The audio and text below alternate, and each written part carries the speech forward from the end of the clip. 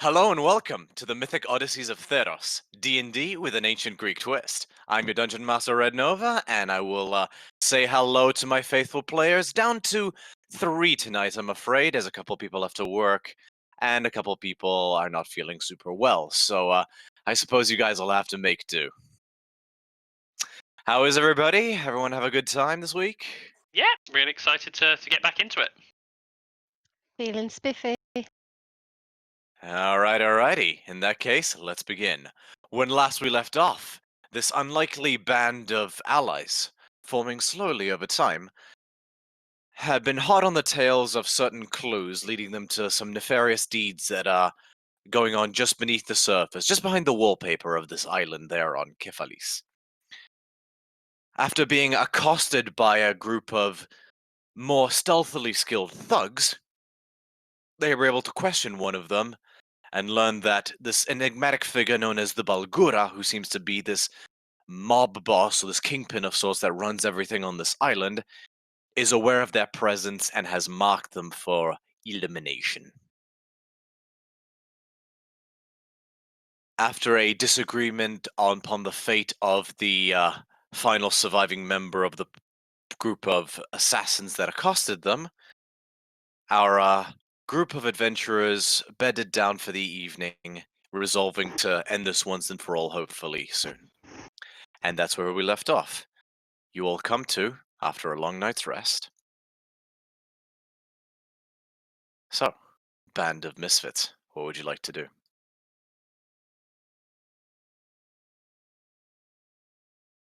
The Ganassi is still pretty keen on the idea of taking down some of the smaller parts of this network of let's say this criminal organization. If I remember correctly, there are two notable locations. There was one that was mentioned that is where they have slaves for processing the the herb or the flowers. Correct. And there was one other. Can't remember. Do you have the keen mind feat? Let me check. Probably not if I've just checked that. I will need to get that feat. Because otherwise you're going to have to remember it on your own. Damn. Not that forgetful after a night's rest. We Okay. did get a map though, if I remember correctly. Yes, you did get a map, which should still be in the Theros Discord. Yeah, well, they're not two crosses on the map, though. There were not. He pointed to 2 locations. I cannot see any. One of them was there was like an underground mine, like cave thing, I think. That's where he's holed up. Yeah, that's where he is, like his underground layer kind of Yes. thing. I can't see this map. Let me copy message link.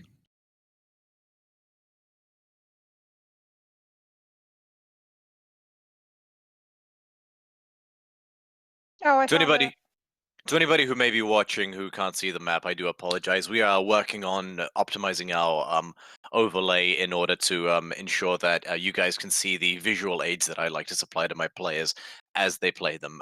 That's not going to be possible for the moment, but we are definitely working on it, so stay tuned to hopefully get that accomplished. But just to quickly describe it, it is a map of Kefalis that is highlighting a couple key locations. Okay, one of them, the abandoned mine, is in between like the forest and the like. Yes, so mountains. that's where he is, or that's where the There's where the that they've. distribution is and everything. Where was the other location? Does anyone remember? The reef, I think, but I don't know if Phoebe had already cleared that area before we began the main sessions, because she did mention that she did take some poachers down. No, I I have took down no idea. I Then. took down a couple, but they weren't I don't think they're the same ones.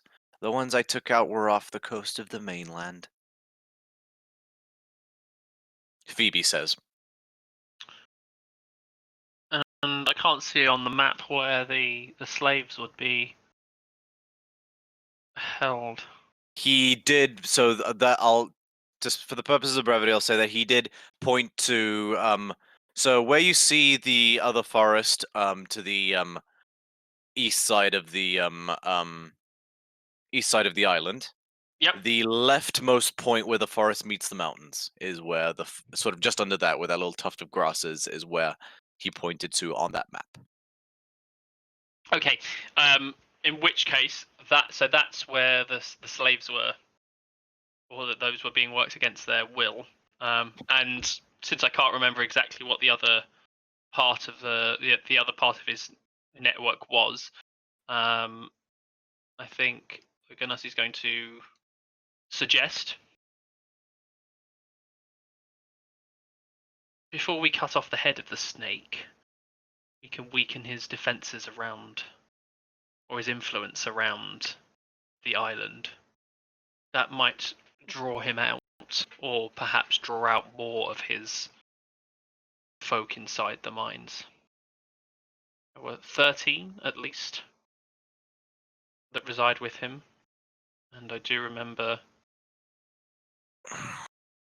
we were warned he had wraps that gave him supernatural speed, meaning he is going to be difficult to take down. So anything we can do to weaken his position might be wise. I That think does that sounds sound- like a good idea. Ditto.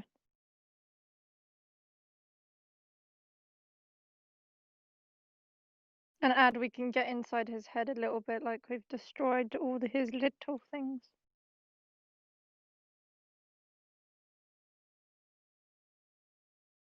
I nod. And who of us wants to keep hold of the map?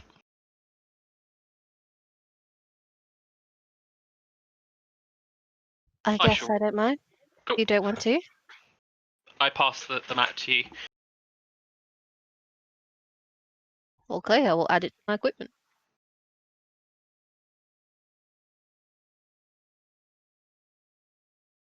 Very well. So where would you like to proceed? We're going to head off in the direction of that little tuft of grass.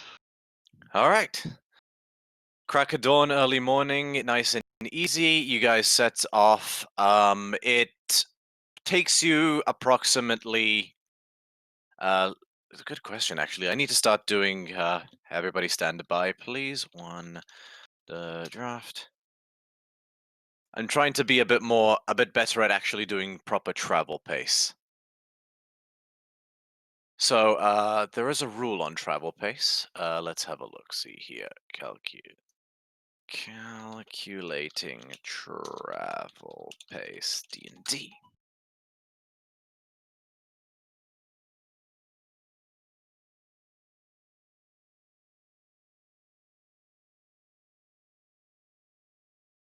Every monster has a travel pace.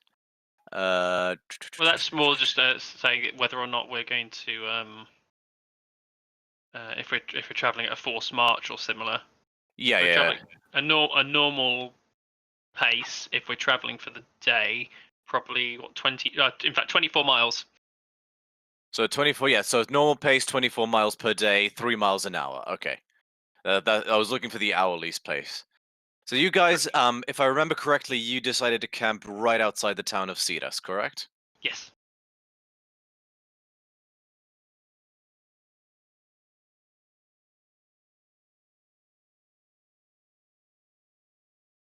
Uh,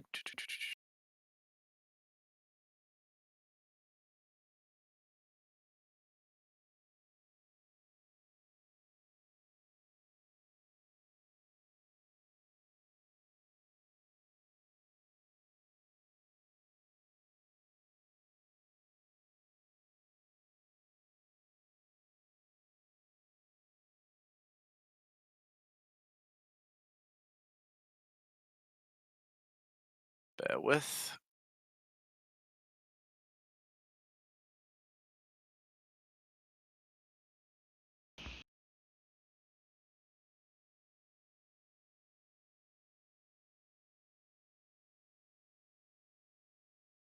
5, 10, 50. Yeah, so the island is sort of at its longest point, about 20 miles long.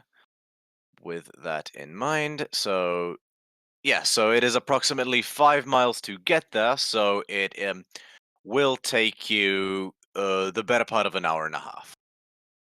Does anyone wish to do anything in that time? I think I will cast. Let me just double check, see how long it lasts for. I'm going to cast Mage Armor now to Cool, but start myself off. easy enough to do. Other than that, nope, I have nothing I want to do. In that case, I will say that you guys traveling over the rolling hillsides and farmy grasslands that you've become quite familiar with at a very general pace. You pass a couple goat farms. Eslin, you recognize the one where Elizabeth lives. Unless you choose to approach it, I'll say because it's about a mile off, but you just recognize the building. And you guys travel along until soon enough you do come to the base of the Rocky Mountains, these little mountainlets that span a spine at the heart of the island. And you, Amalia, before anyone else, with your feline sinuses, smell an unusual but familiar smell.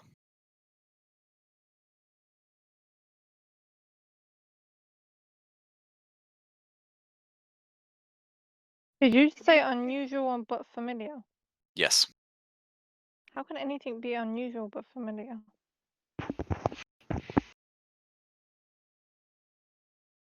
Is something wrong, Amalia? Smell something, but I'm not sure what it is.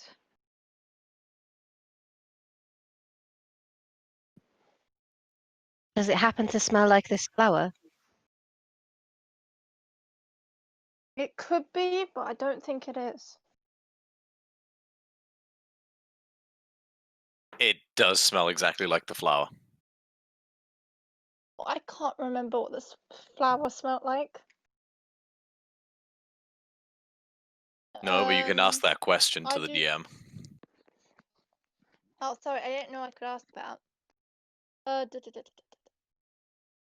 By the little mountain that's Not.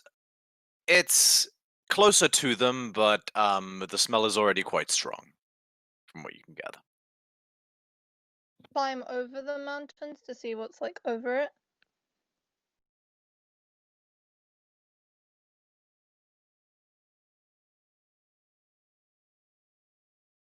You can do that if you like. Is that what you guys choose to do? So, how tall are the mountains at the moment, or is it that if you can smell something nearby, that may mean that we're getting close to the hut where they work on the flower itself. Or the field they grow it?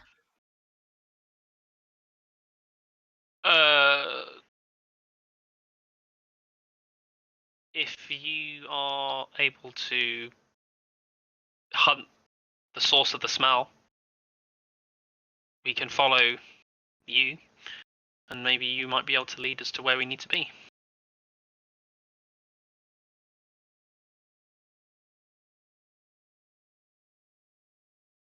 To answer your question, the largest one is no more than 1,000 feet above sea level.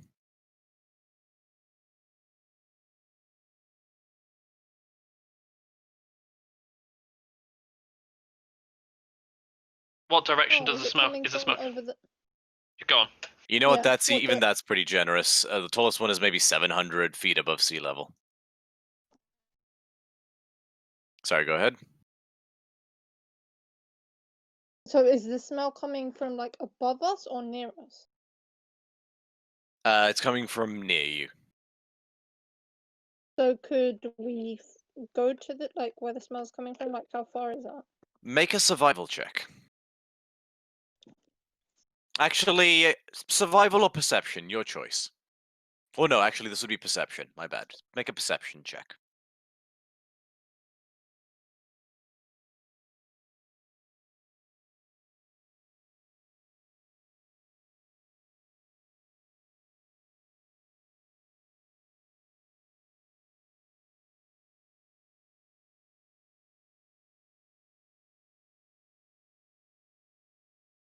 off my phone is so difficult. So for Amalia,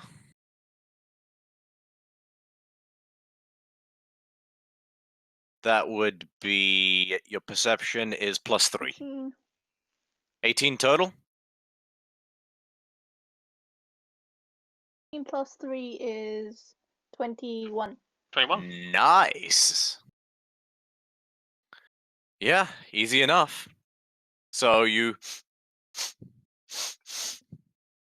slowly but surely inch closer and closer as you trace this, almost being able to see this fume in the air, this odor becoming quite pungent until even the more humanoid players, more humanoid companions of yours begin to smell it too. It's with a similar strength. I don't know if any of you have ever been into like a place where they're fermenting or drying out tobacco. So it's a similar level of intensity, but it's more like rotten elderflower. And you're like, sure enough, Like, that's a gas smell, but like. yeah. And you manage to crest a hill, where you come across the site of a small hut about 200 feet on the other side of the hill. It's a very basic terracotta hut with, cobblestone hut, made from clay with a terracotta roof. You can make out a few different figures in the field next to the hut, which has a fairly large meadow full of the same white and orange flower, or white and sort of honey-colored flower. Can I see from where we crested over the hill what the area has in the form of alarm systems? In particular, the Ganassi is looking for braziers or similar that might be lit in order to raise an alarm Yeah. for something further away. Make a perception check.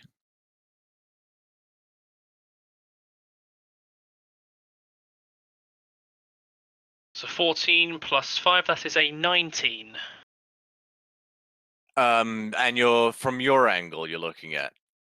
Yes, so we've kind of come to the top of the hill. Yeah. So because we've got a higher up position. Yeah. But the first assumptions that the Ganassi would have is if this was the part of if there was any form of like an alarm system that was Yeah. set up for across long distances. So With- not necessarily looking just at the hut itself, but also on like across the hills as well.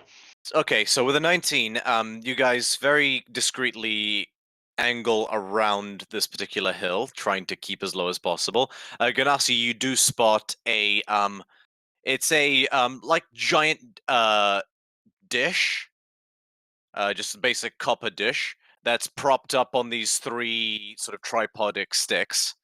Dish is about 2 feet wide, and it's got this sort of teepee made out of lots and lots of very thin sticks, positioned all the way around it in sort of like a cone shape.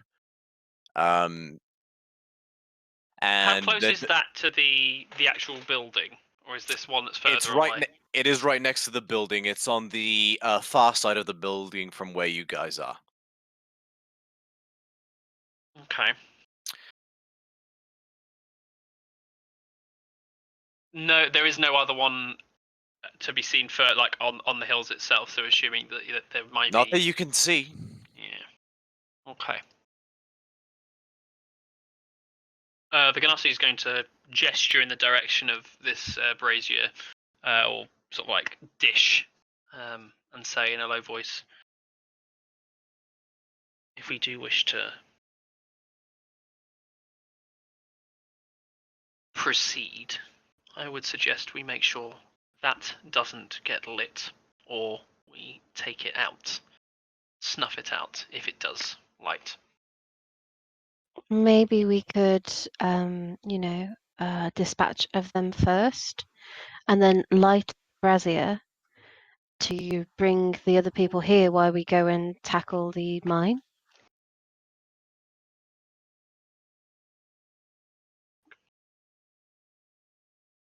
Why don't I get the map prepared for you guys? So we'll say you guys have inched closer to about 165 feet from the hut at this point. If you guys wish to remain anonymous, I will need you guys to make a stealth check. Oh no. It's a group stealth check.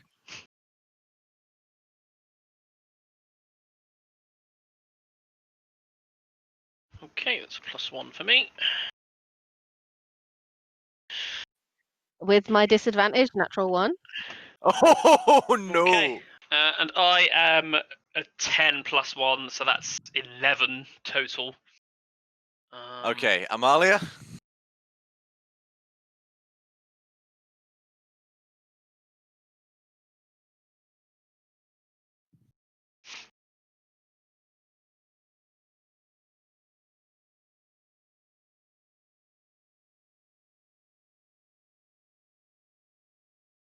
So 1, 11, and Amalia.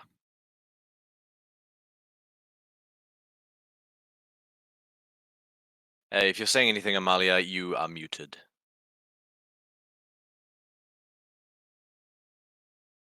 Let me just drop her a message.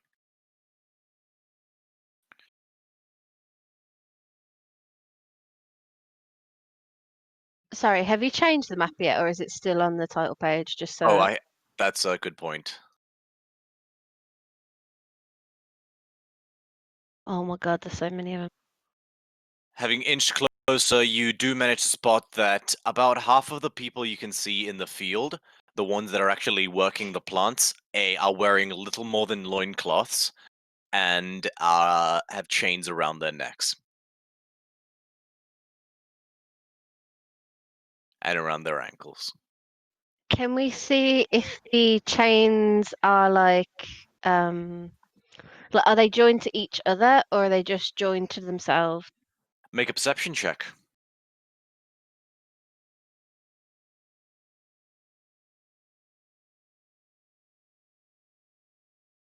And from this map, while you're setting it up, 12? Hard to tell. As from what you can see, they just seem to join the neck to the ankles, sort of in a way that would inhibit them from running very quickly.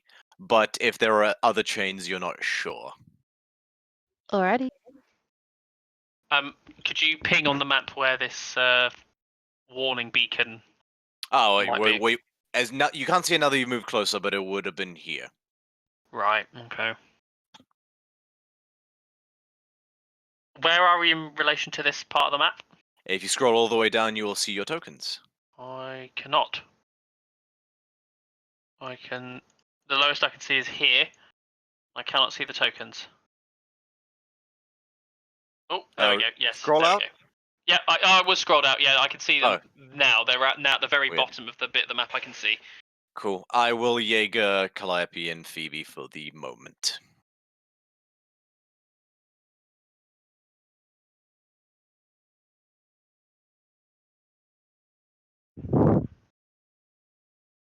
Exactly are we? At the bottom of the map, bottom right. See now.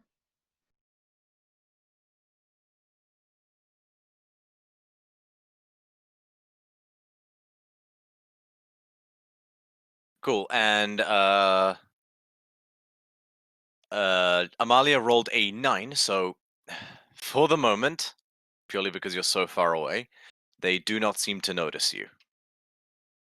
You watch as one of these more brutish figures that's clad in leathers will walk up to one of the persons who, one of the slaves who's in the middle of harvesting a flower, and he just flogs him across the back. Work faster! He yells.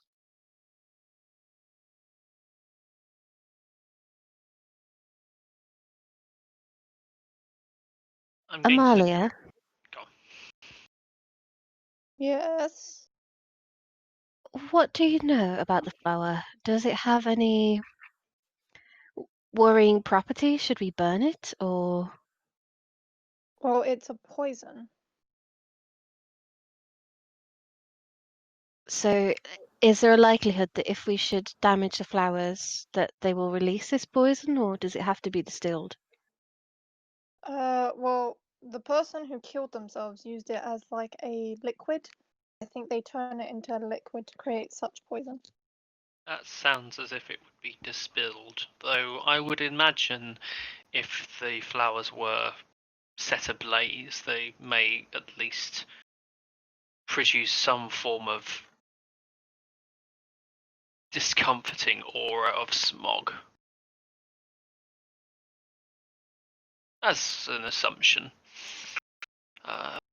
And can I Yes. see I'd point again towards the brazier and go, whatever we do, we should. That guy's moving again. Okay, keep an eye on the figure that's just moved, and see if he's You looking watch- in our direction. He doesn't look in your direction. He goes to sit down on the crate, and then he sort of pulls out like some jerky from a pouch and just begins gnawing at it. Is he He's dressed in facing us? He's facing westwards. Okay. If So north is up. So is his back towards us, or is he facing No, us? his side. His left side is towards you. Okay. Is he like armored or something like that, or is he like? He has a leather breastplate, for lack of a better term. He has a leather jerkin, where the others do not. The others have sort of simple, more clothing or cloth garbs. He has like proper studded tunic. I can Bodice, get. that's the word I was looking for. Ah, yes.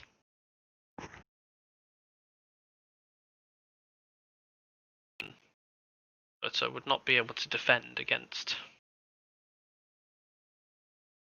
If you wish me to get to the beacon, I can try and do so while you do something with the flowers.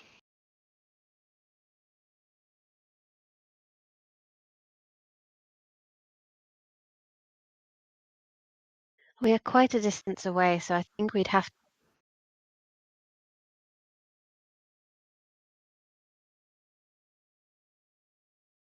I think you cut out there. We're quite a distance away, so I think we'd have to move forward a little bit anyway. Ganassi nods. I'm going to, as we move forwards, again, the Ganassi's feet seem to barely touch the floor before he is clearly walking maybe about a couple of centimeters from the ground itself as he casts Levitate. Okay. Slowly, you begin to rise up in the air, 1 foot after the other. I'm not going a huge way. I'm kind of keeping myself kind of to the ground, but with the effect so it's live, so that I can crest down the hill without any difficulty. Okay. And my plan of movement, I'll pop the. See how do I create like journeys on Roll20, like as in like that, and then you can do another part. I have no idea. I know someone did do that before. Moon sure does they- it. Oh, I think if you hold shift No, it that just holds it there. or control or space. Oh, right click. Ah, fantastic. Thank you. Cool. Okay, so my plan. Oh, if I can stop the going mad. Oh, something's gone very weird. Right, is to. That's very annoying. Now I'm trying to use it, and the Roll20 is trying to move the entire map as I try and Right. draw. Trying to stop it Yeah. from doing that. I don't think you can. That's really annoying. It's the first time it's done for me. Right, there we go. I'll just minimize it to the point where I don't need it. Okay, so my plan is to effectively crest down this way, and then I'm going to head in that direction. So that's the kind of route I'm planning to take. Okay, and you're levitating slightly off the ground. Yeah, well, I am, for the purpose of getting down that hill. The downside of levitate, if I'm using it, is that my movement is 20 feet. Oh no, that's altitude by 20 feet. If you're the type, you can use that as part of your move. So yes, I'll be levitating, but for the purpose of getting up and down. But then I'll be moving as normal, so I can get my Okie full dokie. speed. Go ahead and make a stealth check then. Oh, here we go.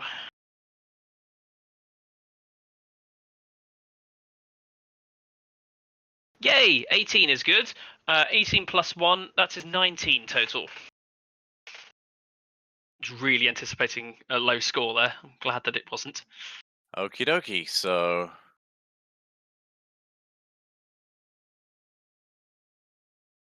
Yep. He rolled a 17, but with 0 modifier. He does not notice you. Cool. How far do I get? I will say you make it to this side of the building. Oh, sorry. This side of the building. There is a window there, and you do see it Okay. properly for the first time. Okay, so I've scooted down. Oh, I can barely see anything now as a result. Okay. I look in. I see if I try and see if I can see everyone else from where I am. Yeah, okay. Peering inside, I need to. There's no window function in Roll20, I'm afraid, but you see a very dilapidated and almost meth labby, in more than one way, setup inside this hut. There's one of the sort of non-armored thugs that's just sort of presiding over 5 workers or slaves, because they're again loincloths and chains. 3 women and 2 men who are all gathered around this table that is just end to end filled with tiny little instruments and other doohickeys that they're basically using to dry out and refine this flour into its components. There's a door to the northern wall, and that is about as much as you see. Okay. I would like to just quickly check to see. If I come up and I quickly peer at the beacon. Yep. Is there anyone in eyesight of the beacon itself? Not that you can see.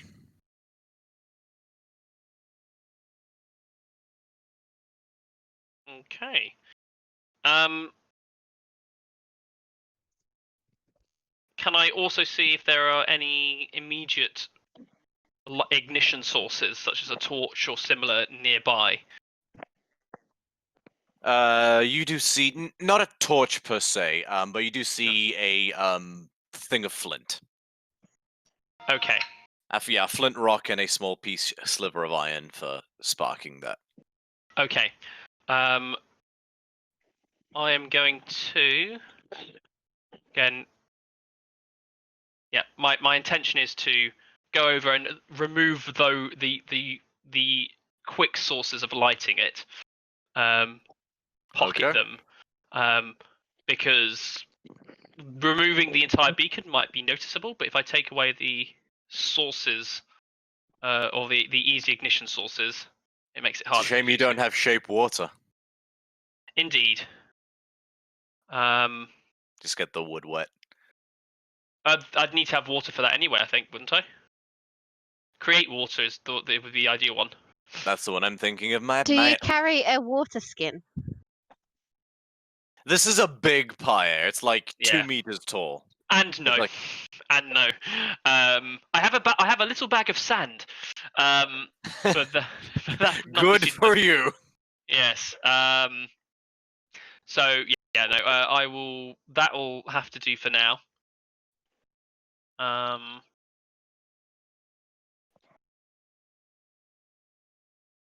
Yeah. Okay. In that case, I'm going to from where I was standing before, could I see any of the party in the distance? Not at this distance, I'm Okay, sorry. cool. That's Especially fine. because they're hiding.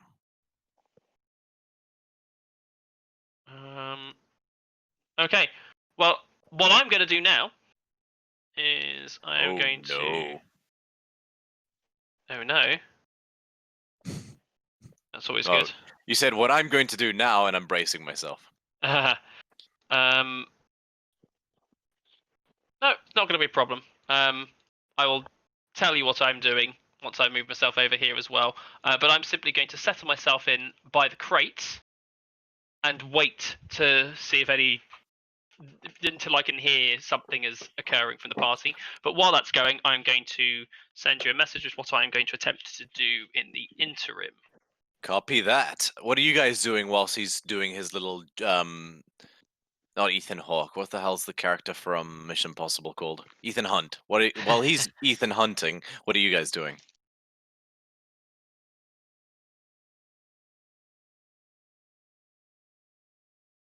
Making daisy chains, I guess. Cool. So you're waiting for him to come back? How long has he Yeah. been gone? I'd Go. say if you guys are both waiting, I'd say about 15 minutes pass. Or maybe give us like a signal to like follow or some sort of like Well, yeah. signal. So I've sent you a message, Red, to determine whether or not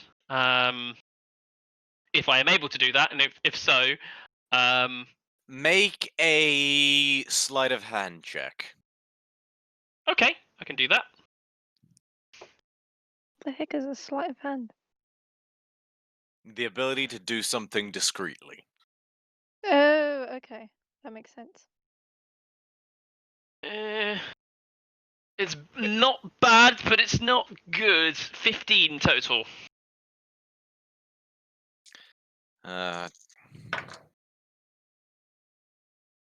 15 total? Yep. Yeah, honestly, with that passive perception, nothing happens. Well, then you are able to cast a spell over 10 minutes? Yeah, 10 minutes and 6 seconds, technically. Okie dokie. So yeah, if they haven't done anything after that amount of time, I can so after a short period of time, I do what I have done, and I will write what the message is now. Okay.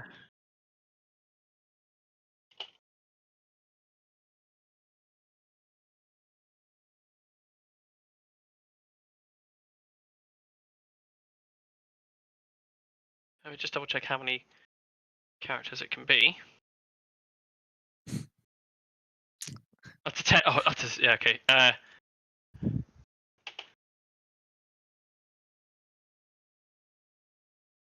Alright, Eslin, make a perception check.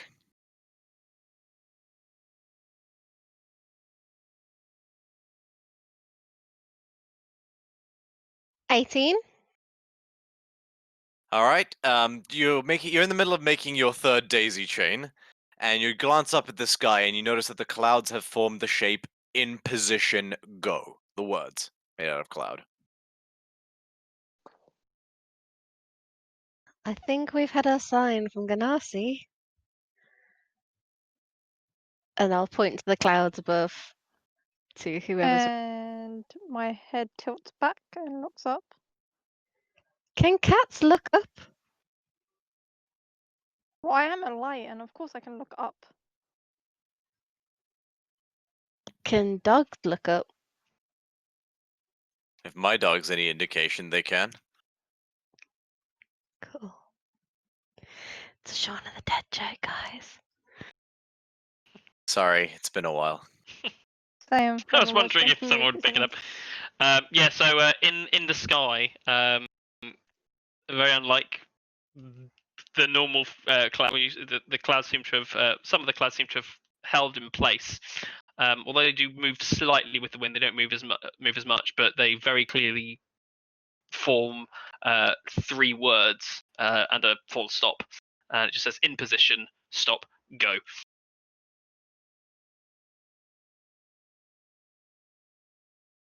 Okay, Eslin's going to try and move forward and try to maintain as much cover as possible. As you do so, you do hear the words, "What the hell is that?" coming from the one of the thugs. Go ahead and make Oh. a stealth check, Eslin. Oh no. I think they're probably looking at the sky rather than you, but that's okay. That's part of the plan. 10.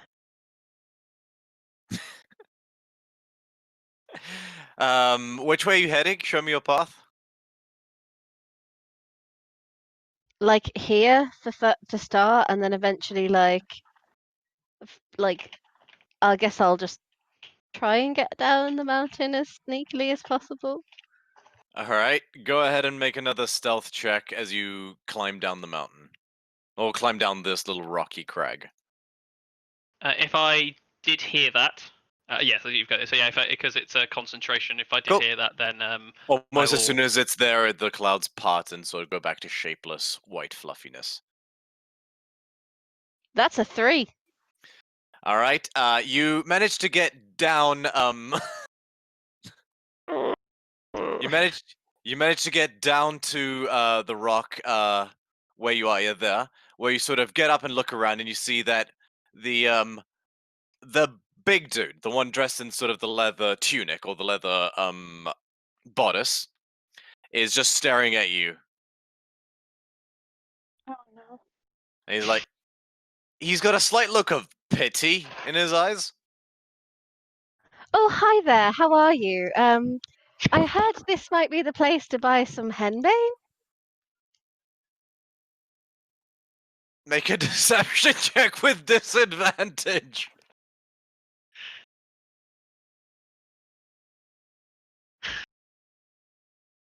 It's not the worst plan in the world.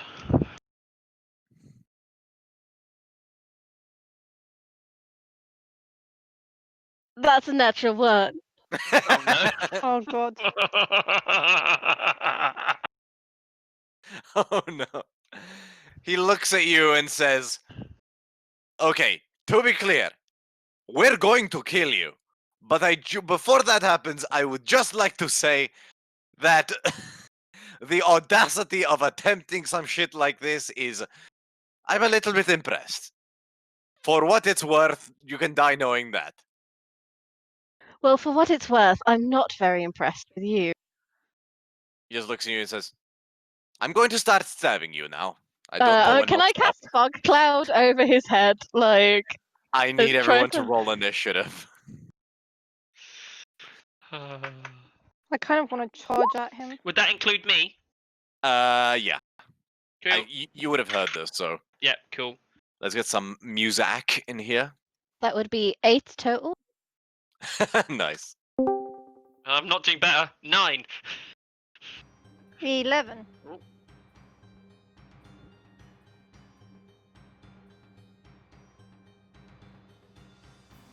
At some point, I need to find a way to be able to play the rest of the music, not the first one on here, because I feel like I keep playing the same tune. Are you playing a playlist? Yeah, on You- YouTube. You have to select the track that you want and give the link to the actual track rather than the playlist to do it. Oh well, next time. Okay, descending. Okay, so moment please, guys. I'm gonna just add a turn for these guys. Add a turn for Eslin. Add a turn for him. Add a turn for him. Add a turn for him. Add a turn for him. Add a turn for him. And add a turn for him. Cool. 1, 2, 3, 4, 5, 6.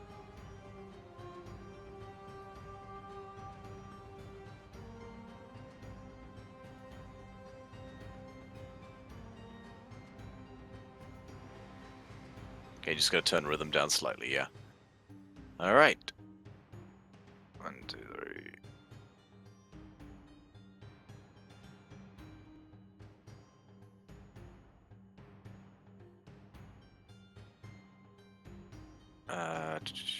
Run encounter.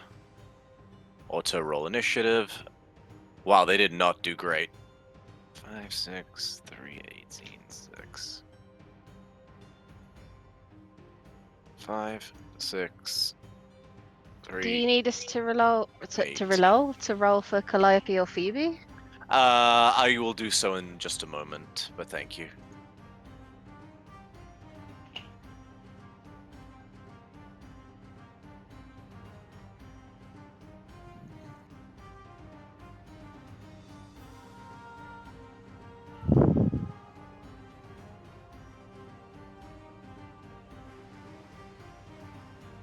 Okay, so for Calliope, that's a +1, so... Natural 1? Sorry, Calliope. So that's 2. And for Phoebe, that's a 7. For a total of... 10.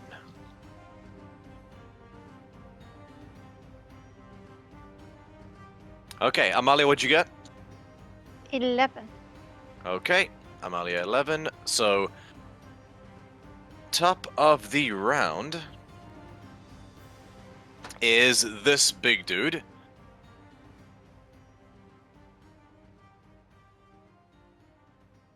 Who takes out a longbow. Like, it's a larger bow than you've seen others use before.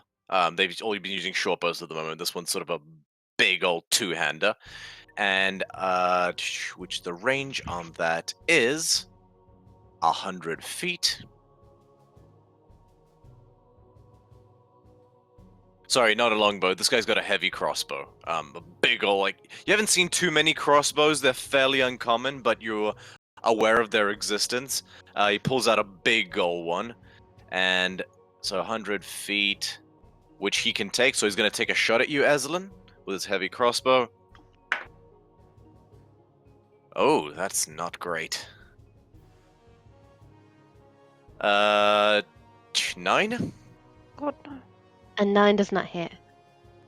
You just patang, parry it with your bracer as the arrow ricochets off and splinters into a million pieces. He grimaces in frustration. He will use his second attack action to reload the crossbow. But that is all he can do at the moment. He will shout, "Alarm! Sound the alarm!" And will use his movement 5, 10, 15, 20, 25, 30. You'll crouch behind this crate. Next up, this guy over here is going to 5, 10, 15, 20, 25, 30. He can't reach any of you guys.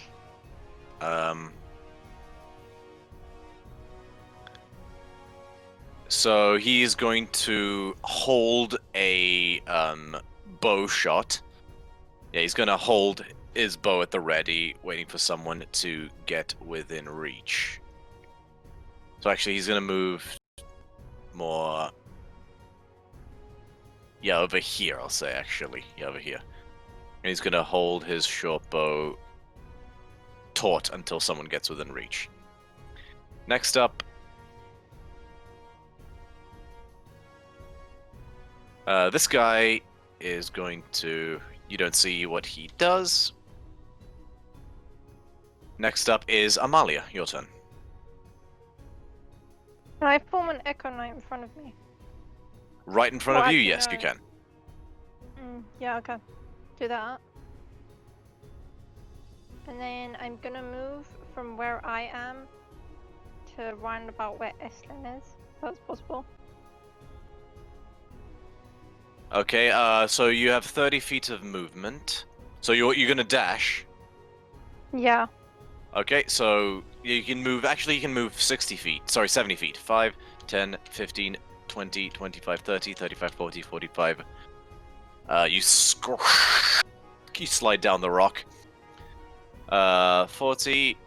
So that's 40 feet now, but you've used your dash action as well, so you don't have an action. Okay, that's fine. Cool. Do you want to move any further? You have 30 feet left.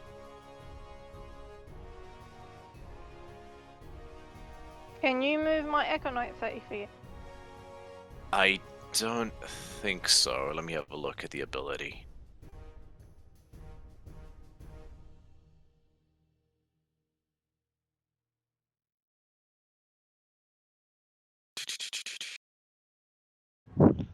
No, the Echo Knight can't move.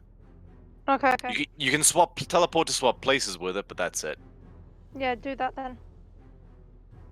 yeah, You've already you- used your bonus action to summon it.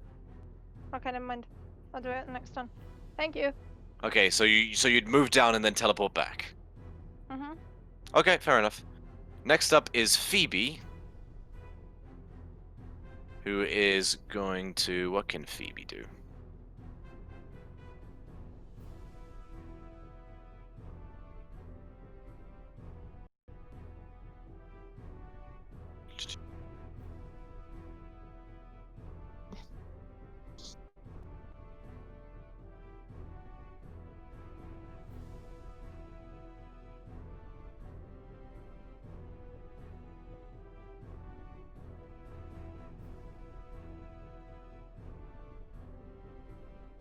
One second.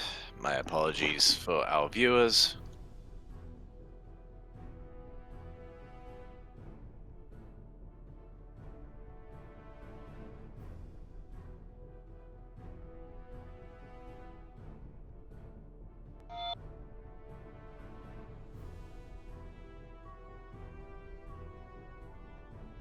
Oh, I don't get to use this often enough, so I will do that. D&D stuff, creature tokens.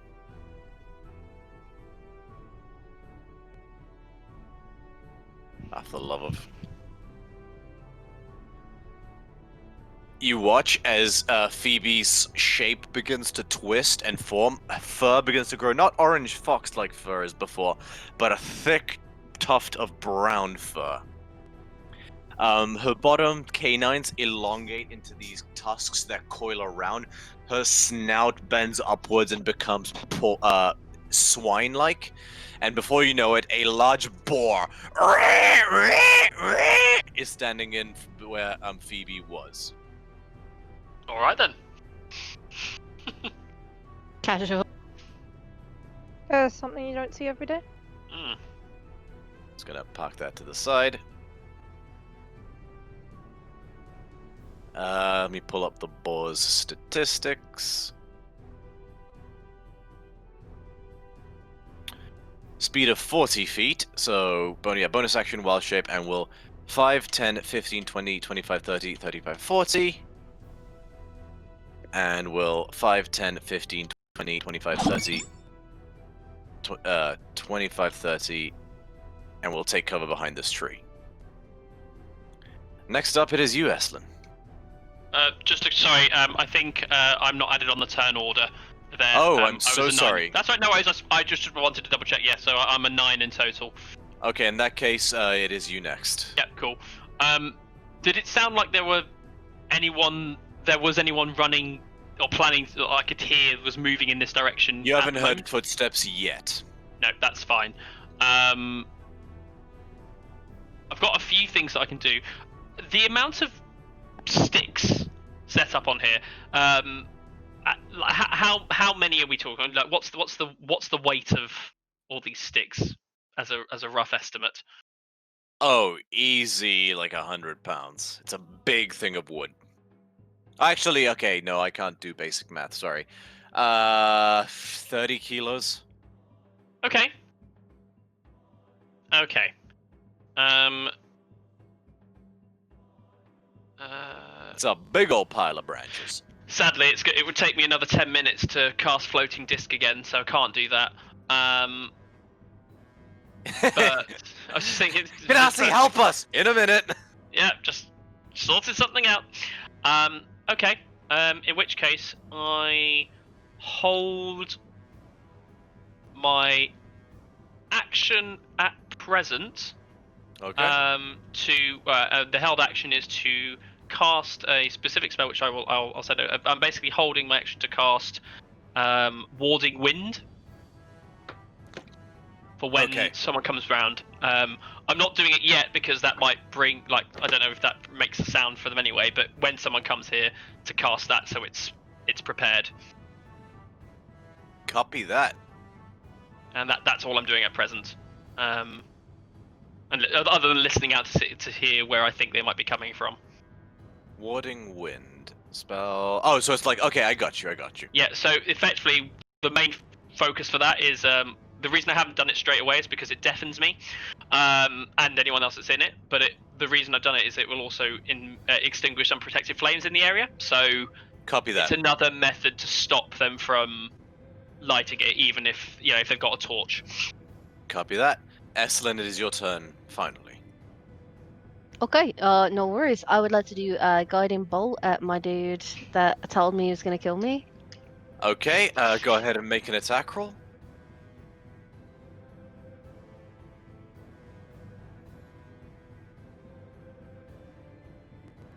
Uh, 17 to hit. 17 definitely hits, even with half cover. Oh, wonderful. What color is your guiding bolt? I'm assuming like an aquamarine. Yeah, sure. 13 damage. 13, nice. You trace a signal in the air, and this bolt of aquamarine energy flies across the air, similar to the one Phoebe's used before, only aquamarine and a bit more sort of fluidy, like running water. Like a big old droplet of water. It flies through the air, slams into his chest, blistering him with aquamarine radiant burning. He's like, "Arrgh!"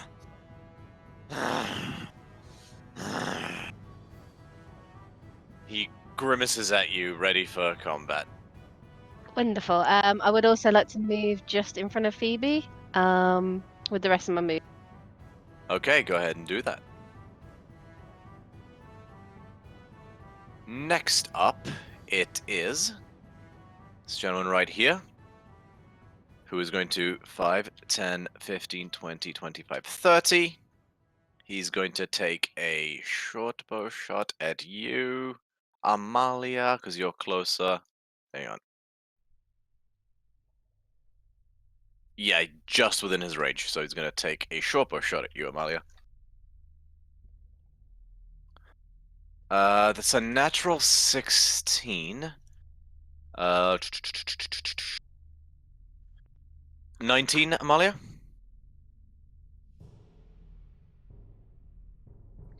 Sorry, what was that? 19 to hit?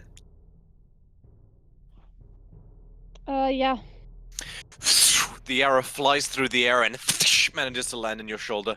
You take... I believe that's only 4 points of piercing damage. Okay. And that will be his turn. Next up is this guy who is going to do a similar thing. He's going to 5, 10, 15, 20, 25 take cover here. And I believe you are just within his range.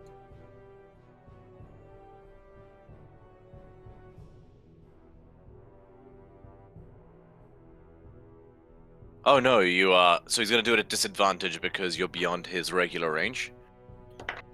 That is a 3, and a 3 and a 9 goes wide. Just the arrow just lands on the ground harmlessly. Malaka! He yells. This one at the top is going to taking the initiative, going to 5, 10, 15, 20, 25, 30, and then 5, 10, 15, 20, revealing himself to you, Ganassi, 25, 30. At which point, they're with almost like a guttural roar. I release the sort of the channeling of energy within my chest. And you do. You flex out and you're like, and oh god, was that okay? Too loud? Perfect. He gets knocked on his ass. Does he have to make a saving throw, or? No, he does. It doesn't actually do any anything beyond. Let me get the notes then. So it deafens myself and the other creatures nearby, extinguishes any flames that are torchlight, hedges out water, gas, vapor, and fog that could be dispersed by strong wind. And the area is difficult terrain for creatures other than me. If he was going to use a ranged attack on me, it'd be a disadvantage. Okie dokie. That's it. But other than that, it's just basically just suddenly it becomes fuck off windy. Noise.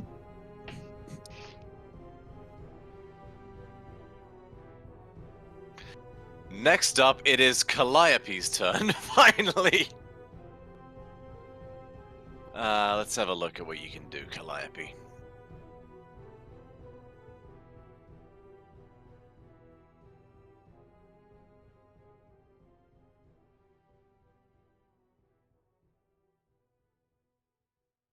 Calliope is gonna just playing it safe because she doesn't want to risk a bow shot and no spells are within range here.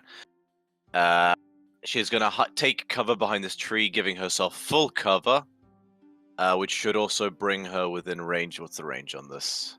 What is the range on the Bardic Inspiration? 60 feet. Okay, she is going to inspire Eslin. Wonderful. She takes out her lyre and just says, "Under the sea, under the sea. You fuck shit up. Go get it, rough. Under the sea." And then take a D6 Bardic Inspiration, Eslin. Thank you. Top of the round. The big dude is going to advance to 5, 10, 15, 20 till he's behind the well. And he's going to take another shot with his heavy crossbow at you, Amalia. Fuck. No, that doesn't hit. I think that's a 10. Yeah, that's a 9, Amalia.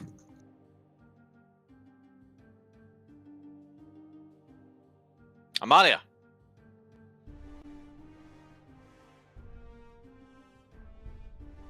Okay, well, we know that doesn't hit.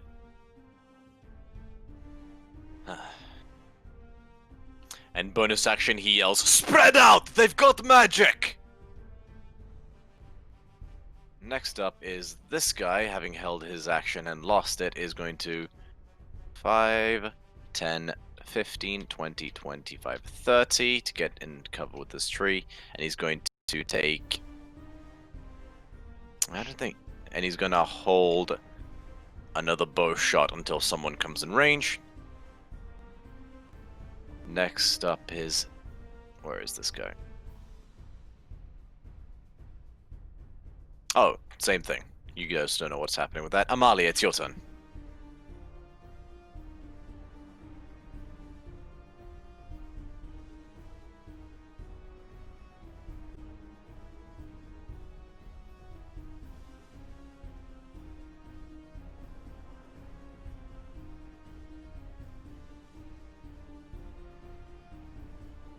Amalia?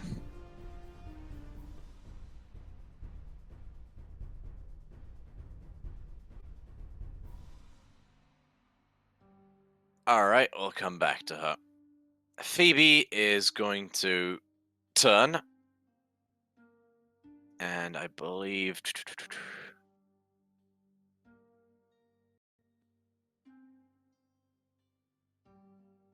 He's going to 5, 10, 15, 20, 25.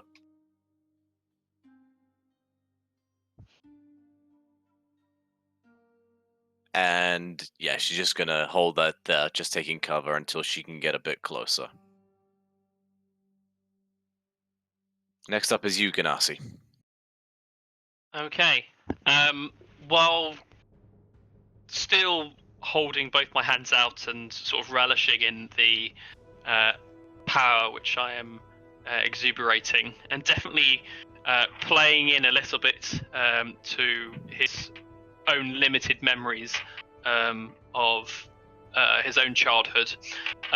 He's going to, with another roar, clap his hands together as he takes 2 steps forwards to bring the figure nearby within range of both the effects of warding wind and also in range of the effects of thunderclap. And with by clapping my hands, I cast the spell with a big thunderous Slam your hands together.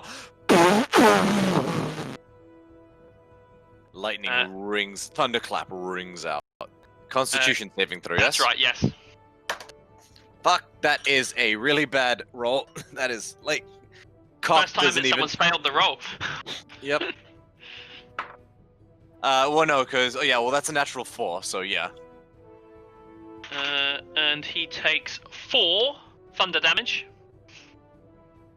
Okay.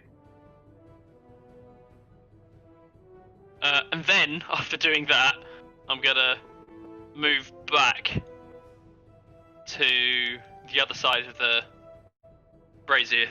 Is it not difficult terrain for you? Nope. Wow, nice. It is, however, only the range of it is not huge. Copy that. Good to know. Next up, Eslin. You're on deck. You're up.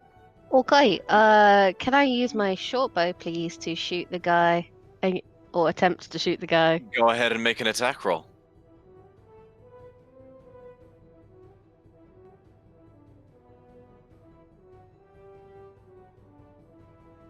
$17 to hit.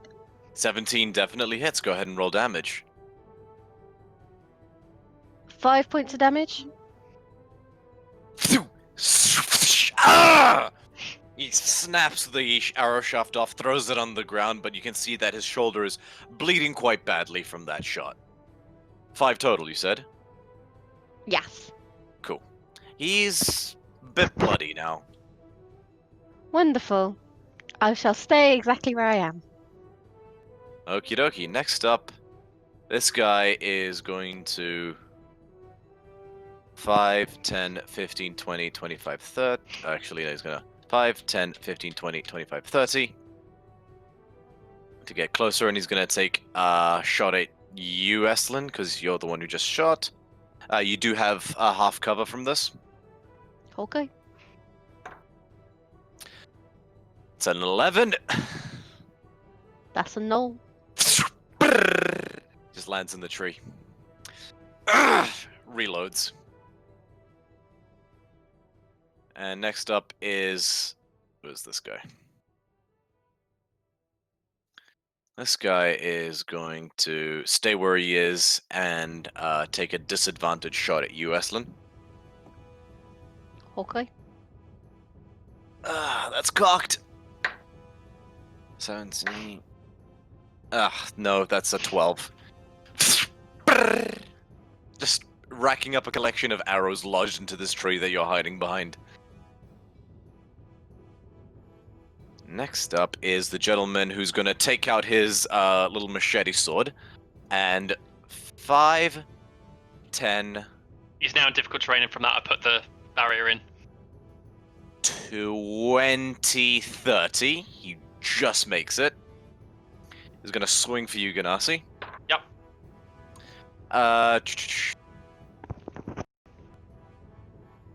That is a 13 to hit.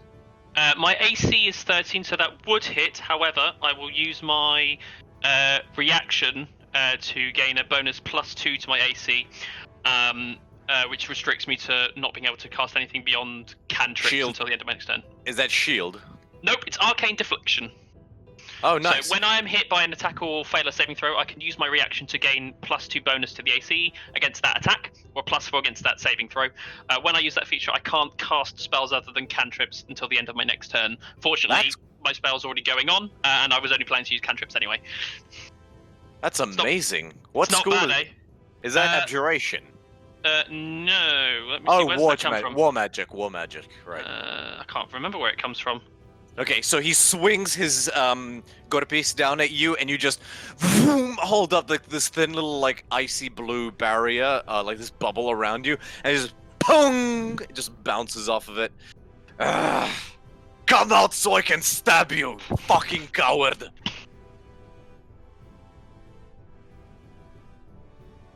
Calliope is gonna stay right where she is, and this time she's just gonna inspire you again, Eslan. Actually, no, you've got your old inspiration. So Calliope is gonna stay put for the moment, and just hold a She's going to hold a thunderclap in case anyone gets within range. Oh, actually, what's the range on thunderclap? Thunderclap, it's not far, but it just makes a loud noise. Oh, That's right, what I used. Okay, Yeah. never mind. Okay, top of the round, the big guy is going to just keep firing, so he will take another shot at you, Eslan. Did Violet take a turn in the end? No, I'm not getting a response from her, Okay. unfortunately. We will have to miss her turn. Bet.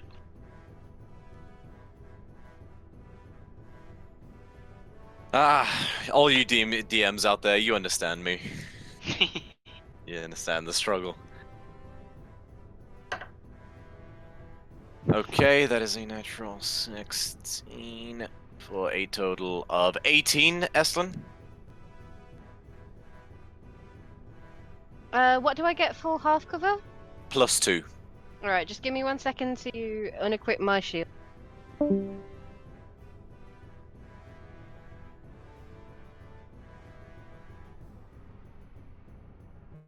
17 is my AC. With including the +2. Yeah. Okay, copy that. Do you say unequip your shield? Oh yeah, because of the short bow, right? Yeah. Okay, fair enough. Cool. So that does unfortunately hit, and it is a heavy crossbow. So brace yourself. You take.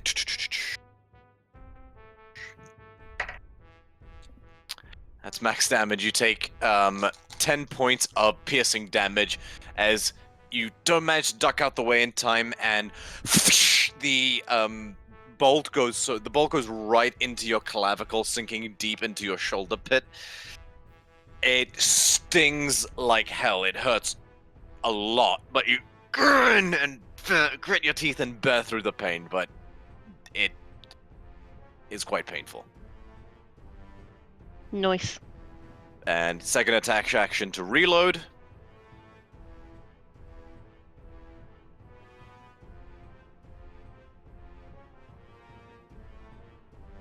Oh crap, I'm losing track of you. Alright, this guy is going to 5, 10, 15, 20, 25, 30.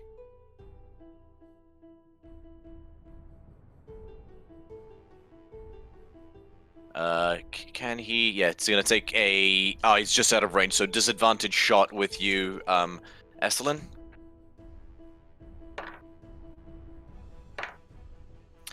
That's an 11, so no. A third arrow lodges itself into this tree.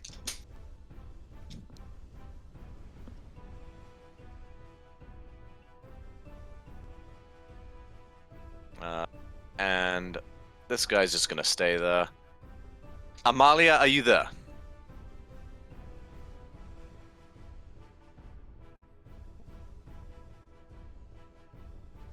Okay, nothing for the moment. Phoebe, now within range, is going to... You just watch as this pissed off boar just just charges the nearest thug.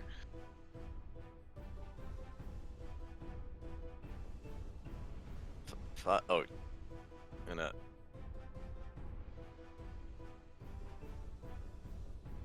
5, 10, 15, 20, 25, and is going to make a tusk attack. Rolling to hit. Natural 20.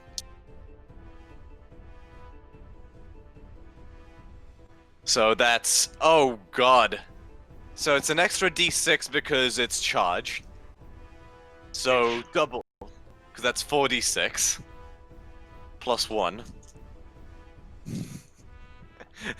3, 6, 9, 13, 14 points of piercing damage. Is this like taking an orchid, like using the other meaning of the word boar? Yeah. Yeah. Phoebe just sinks her tusks into this guy's gut, slamming him onto his ass.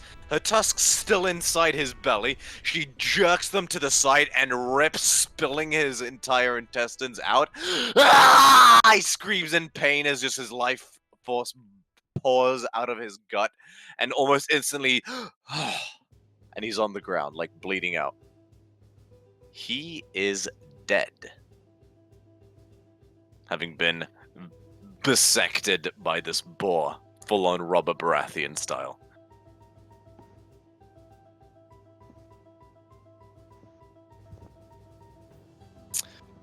Alright, next up is you, Ganassi. Brilliant. I'm going to continue to slowly circle around, just moving 5 feet.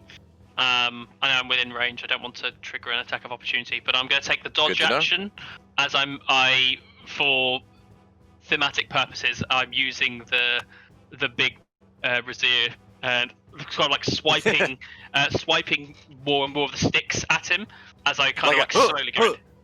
Pretty much, yeah. Okay, good to know.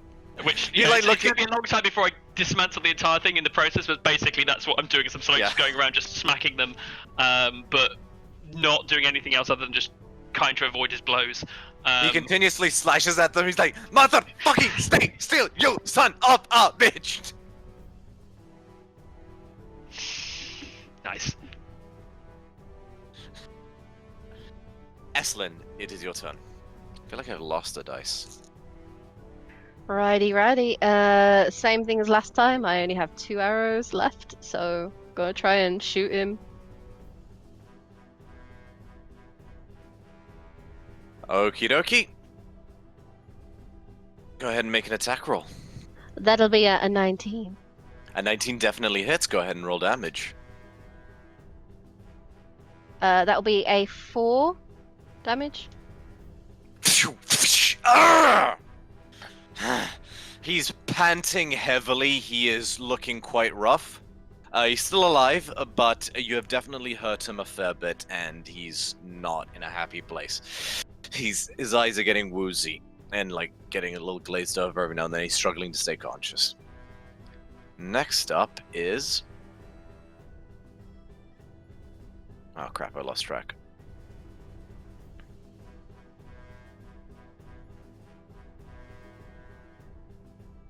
Ah, right, the guy who's dead. After him, it is this guy who's going to take a shot at the boar.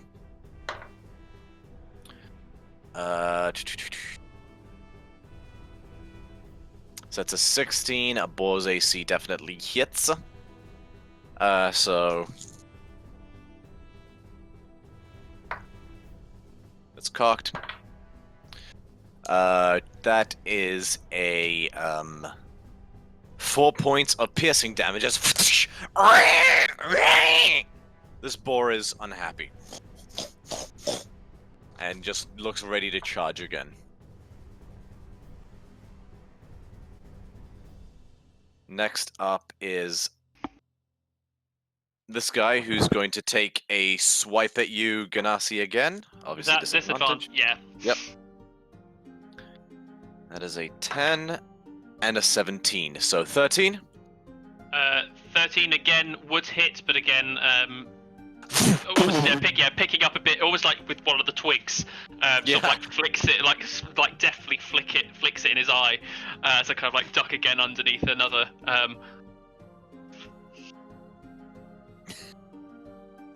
And just continue to be really annoying, but also stop him from doing what he wanted to do. So I'm content. He's slashing at you, and as he's failed to slash at you again, he just looks at you and says, "I think before I kill you, I'm going to cut off your hands and toss you one of these precious sticks."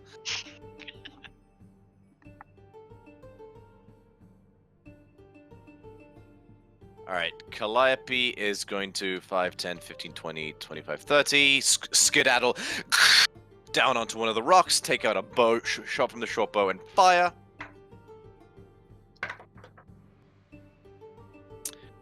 14. which definitely hits. So that is just a straight D6. 5 points of damage to this thug over here. Ah!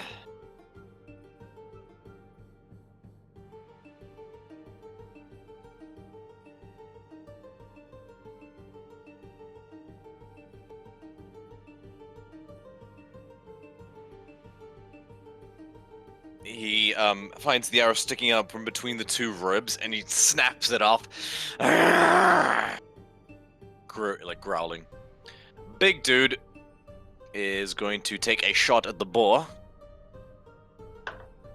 Natural 20. Yeah, I'm not going to bother rolling for damage. Oh wait, so yeah, the damage gets carried over. So that's 2d10.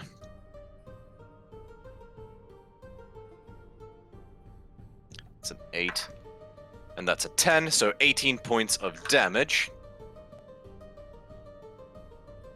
The boar had 6 left, so that's 12 points of damage. So, yes, it's 13 points of damage.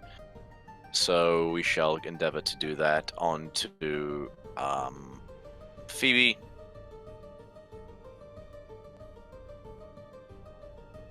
Which is half her hit points. Shit. Yeah, the boar. And then turns back into Phoebe, who's clutching the arrow that's sticking out of her, the bolt that's sticking out of her flank, and just growls at the big dude. Next up,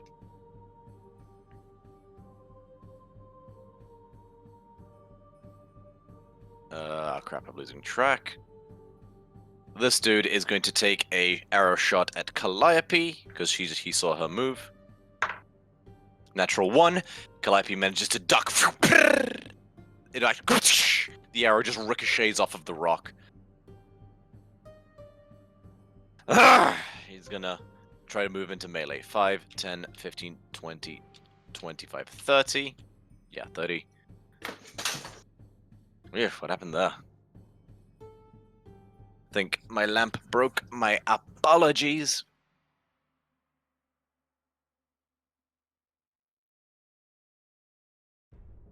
Losing track. Okay, that's that guy. Next up is this dude who's just gonna you know there's one other dude inside the house. Ganassi knows at least, but you've not seen him emerge for you yet. Amalia, are you at all there?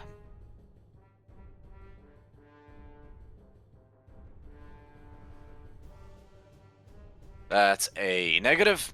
She's not in the chat at the moment. Oh. She's not in the Discord. Okay, Amalia's going to 5, 10, 15, 20, 25, 30, and make an attack against this dude. Let me just pull up her stat block.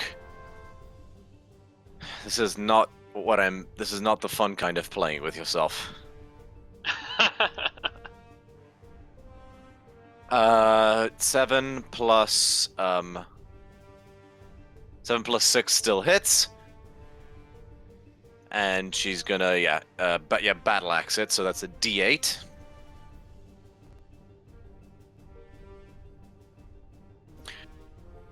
Nine points of slashing damage, and gonna hand axe the second one. Yep, definitely hits. Followed by an additional 6 points of slashing damage. As basically, with a 1-2, she slices his chest open and then removes his head from his shoulders as in a two, and this bandit drops lifeless to the ground.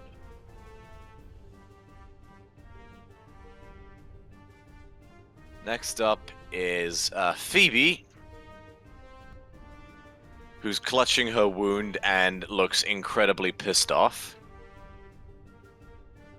What can Phoebe do?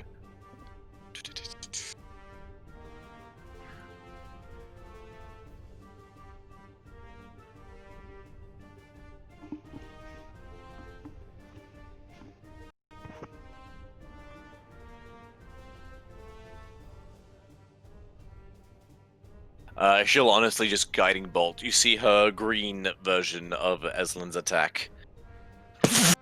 Actually, bonus action, she's going to shift. But fox form shift.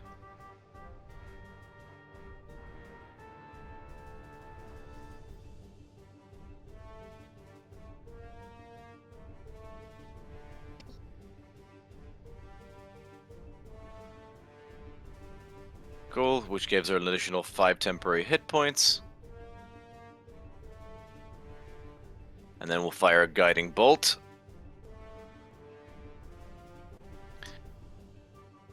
Nine plus 7 definitely hits this dude, and he takes the big dude. 7, 10, 12 points of radiant damage. Which is enough to blow his head clean off.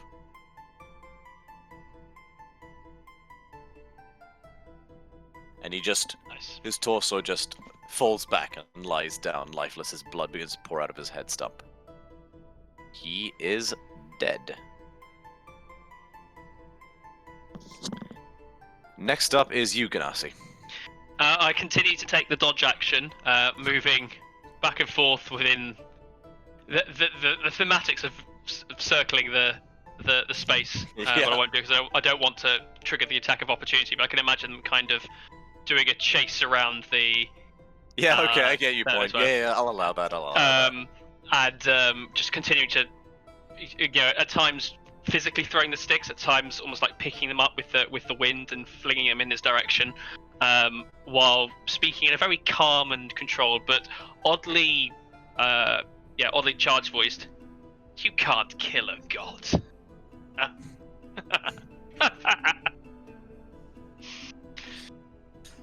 I will mount your head where this pyre used to be. Oh, you He's- mortals are so cute. I feel like you're gonna make him gain a level in barbarian so he can rage. He will discover the ability to rage. Nice. Next up is Eslin. Okay, so I'm going to move forward behind this rock and then use first level cure wounds on myself.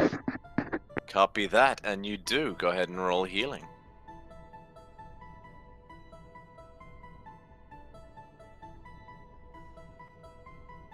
So you 11 points of healing. Yeah, boy. you Nice. power slide along the ground on one knee until you get right behind one of the rocks. Then you heal yourself. I love hearing this. I can't physically see what's going on in the chat. Like I'll pop in Theros chat what my screen is. All I can see is the circling in the top right hand corner. So I'm just hearing the stories. Yeah. And the funny thing is, like Ganassi can't even hear any of it anyway because we're basically just in a completely deafened space. So I have no idea how everything is going. I'm just kind of circling around, going, "Are they done yet?" Love your optimism. Is going to take a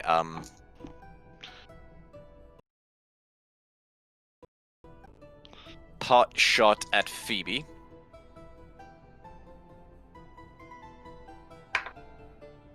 It's a natural 18, so that does hit.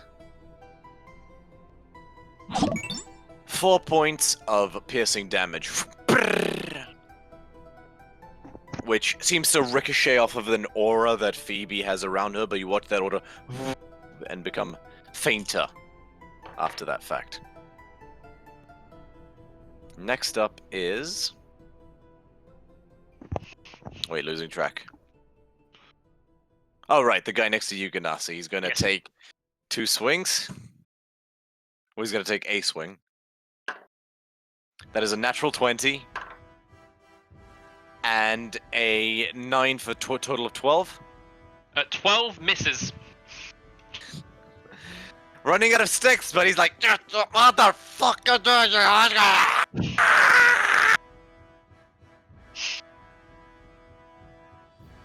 You'll now make a reckless attack again. No.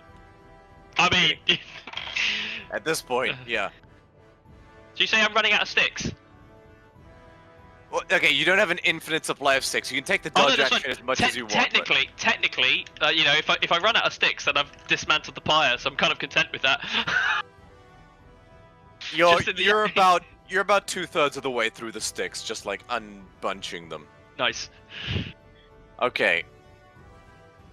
Calliope will again 5, 10, 15, 20, 25, 30 behind the bush, and we'll take a shot at the guy behind the wheelbarrow.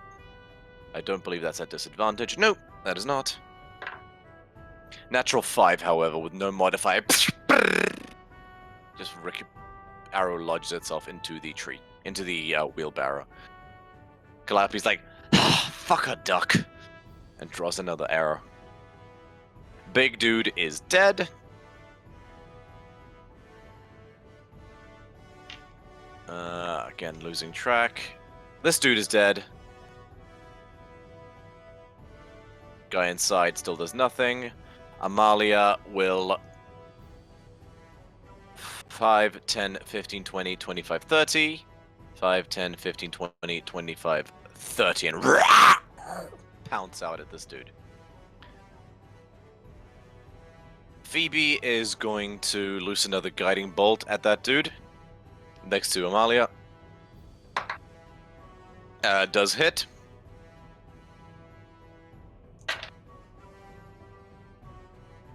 Five, 9. Yeah, she blows him up as well. This one has just like a giant hole in his chest, and he looks down, and he looks at Phoebe with like a, "How could you?" Before he just falls backwards. He is also fucking dead. Ganassi, it's your turn. I just continue to cackle. I take note of the state of the pyre now, and start moving, positioning myself slightly so that once I've finished, I'm technically doing this by the dodge anyway. But you know, if once I'm kind of convinced that the pyre is no longer a risk, I can leave this one to see to himself. But I'll continue to take the dodge action. Okay, good to know. Eslin, your turn. Okay, so I'd like to head over to roughly where that last guy was, the big guy, Yep. and have a look around and see if there's any more people in need of a beating. Make a perception check.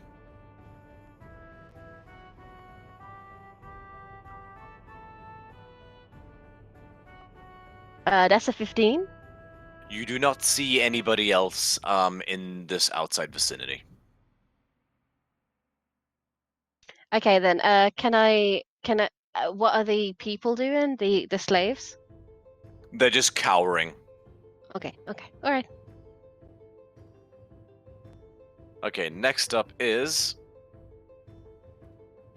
a guy who is dead. Ganassi, he's gonna just keep swinging at you. Yep. That is a 14 and a 15, so the higher of the two rolls. Lower. So the lower of the two rolls is a 17. Okay, that hits. You take 3 points of slashing damage. Got ya, bitch! Whoosh. And that's all he can do. Calliope's going to 5, 10, 15, 20, 25, 30. And just hold a short bow shot in case anyone comes into range.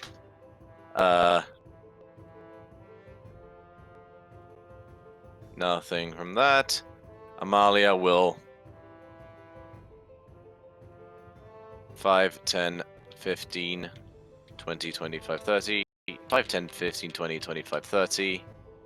sorry, 35, 40. That's you'll dash around the house trying to get to you. Phoebe will do the same. 5, 10, 15, 20, 25, 30. 5, 10, 15, 20, 25, 30. Ganassi, your turn. You can see Lovely. Phoebe at this point. I can see Phoebe. Fantastic. Okay. So, given the condition of the pyre, and finding the entire thing quite amusing, I'm pretty certain the guy's going to follow me around as well. I'm going to take the disengage action as I sort of like slowly back away from him, picking up speed, and say sort of just before he runs out of the range, and I thus therefore cannot hear him. Say, "You fight like my mother, and she's nearly dead." He just looks at you like.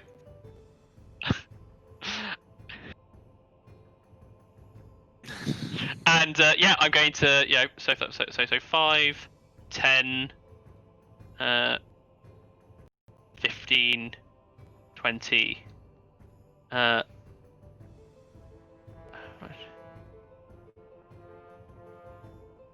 going to just see if yeah, I'm going to move fully out of the range of the attack, but as I'm kind of like floating away, laughing as I fly past, and Phoebe is briefly in range and is briefly deafened. I She say clamps her ears. Yeah, as I pass around, saying, "One left, pyre taken care of. He's quite annoyed." Eslin, your turn. Okay, so Eslin's gonna is that the front door where the little path is? Correct. So Eslin's gonna walk up and she's gonna knock on the door. And Nice. she's gonna say, "Have you heard of our Lord and Savior Thassa?" And then she's gonna sort of like not like behind the door, but like hold an action, as in she's gonna beat someone with her mace if they come out. You hear a response from inside. I've got hostages! Don't fuck with me!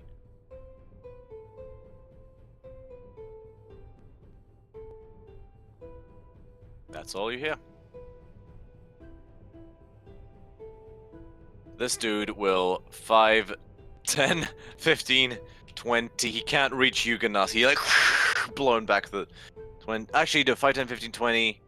You should be just out. Well, I might have done it wrong, but you should be just out of range. If he's in range, then fair. I didn't do the math right. He's gonna go 30, but you realize he can't go any further without attacking, and he's right next to Phoebe, so he's gonna try to take a swing at Phoebe.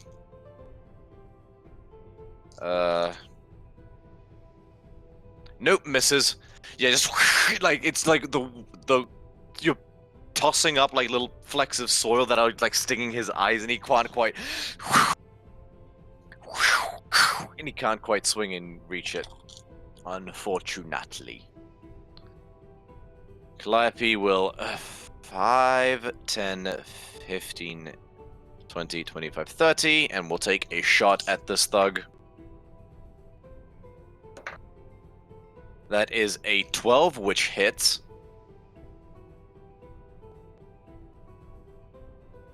Three points of damage. Clenches and rips it out.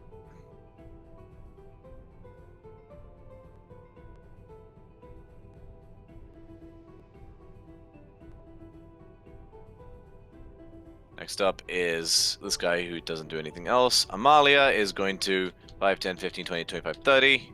Make an attack roll. That's a natural. That's a. Yeah, no, that hits. And then she just sticks her axe into his skull. He just.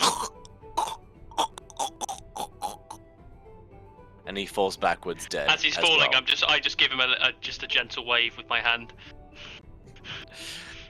You have never seen such burning hatred, and you've met Afriti.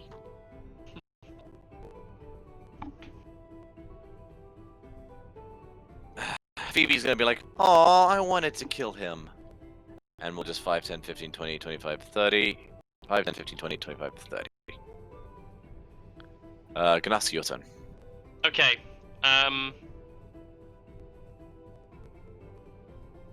I did not hear what's going on inside the house because I am deafened as a result. So I'm going to return to the window and look through the window.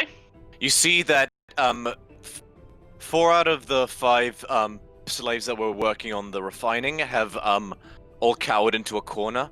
The thug you saw before has now picked up one of the women and has a blade to her throat and is standing as far away on the opposite end of the door, so he's standing around here. And So he's do that gesture again, sorry? Okay, cool, yeah. he's sort of got her like this. He's sort of like he's holding her here. He's got a blade around her throat, and he's just sort of as far away from the door as he can be, sort of in that area here. He turns and looks at you and says, "Don't fucking try anything. I'll open her throat here and now." I drop my concentration and go, sorry, I couldn't hear you over my wind. What was that? You think I'm playing? I'll cut her fucking throat. If you are willing to leave and do not harm her, you have my word, you can leave and we will not chase you.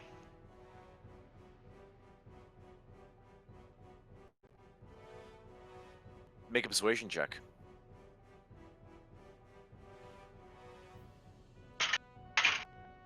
Nine.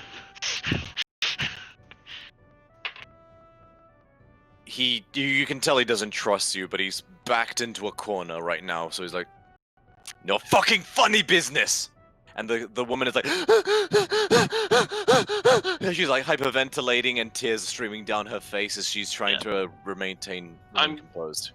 I don't know if we're still in initiative order or not, but I probably run out of I'll initiative say time for the purposes that combat has ended at this point.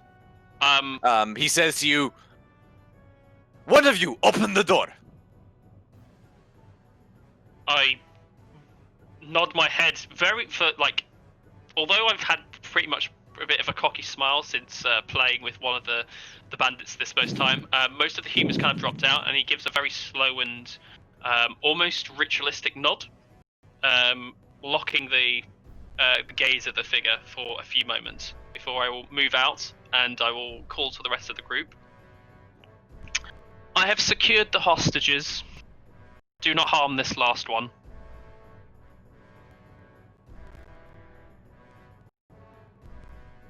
I will, at this point, remove the door so you guys can see inside. Eslin, do you open the door? I did not open the door. Okay, in that case, you guys cannot see inside yet. I will go to the... in which case, Ganassi's going to move to the front of the door, look to everyone else that's gathered and say, it may be prudent for us to give a step back.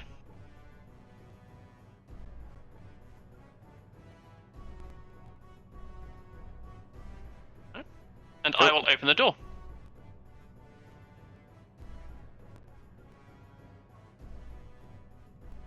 With this woman sort of clutching her and the blade never leaving her throat, he will move away from the door. Everyone move away. I would like to do Gust of Wind, which means he and the woman and Ganassi will need to make a strength saving throw of 12. Does Gust of Wind have somatic components? Or verbal components? Does it have It's either? verbal and somatic components. Yep. Okay. So, okay, Eslin. You reach out with your hands and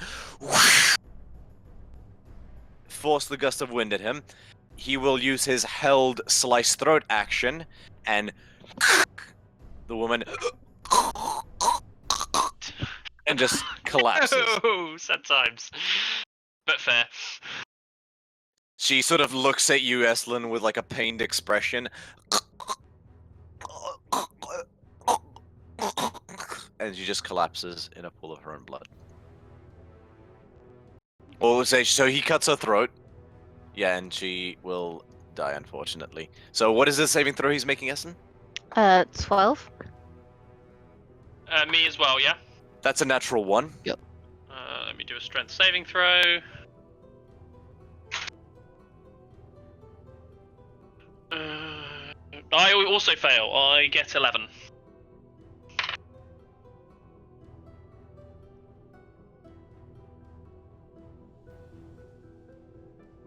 So I think both of you are like pushed up against that far wall.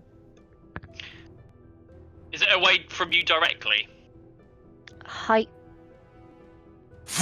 He gets slammed against the wall. The corpse of the woman just like rolls over itself as it gets knocked on its ass by the wind. Ganassi, you are sort of like on top of him now. I'll say, yeah, you managed to roll on your side here. You guys are at the wall over here, just pinned up against it.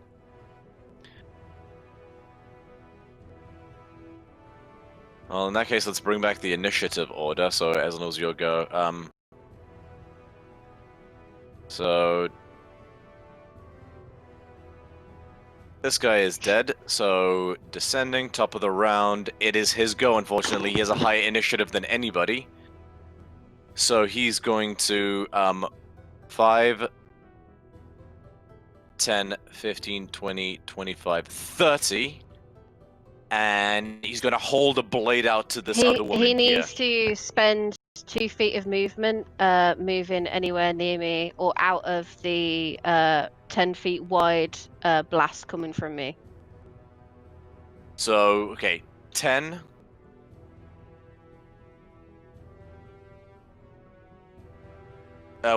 So which way is it 10 feet? I assume it's okay, so he spent 10, 15, 20, 25, 30.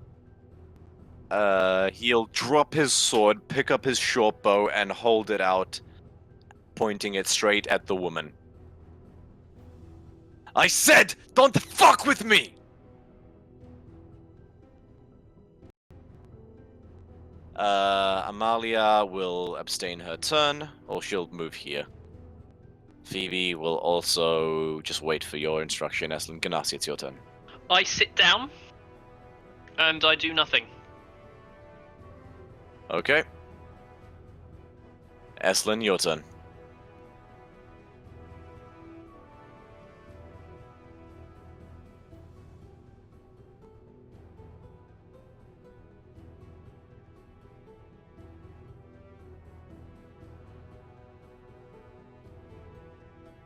I don't know what to do. Unfortunately, assisting attacking him would go against the agreement he's made with him, so I can't assist at this point. If you like, as I sit down, I pointedly sit down and I look towards you and give a look.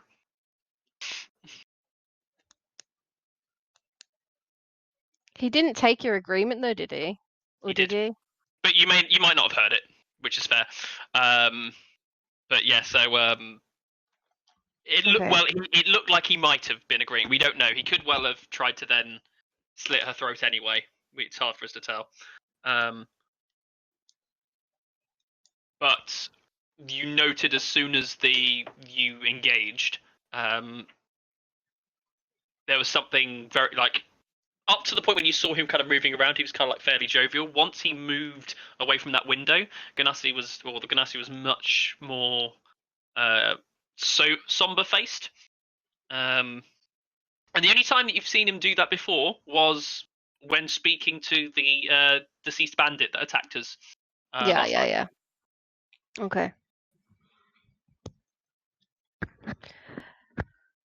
Come on out then, you fucking coward.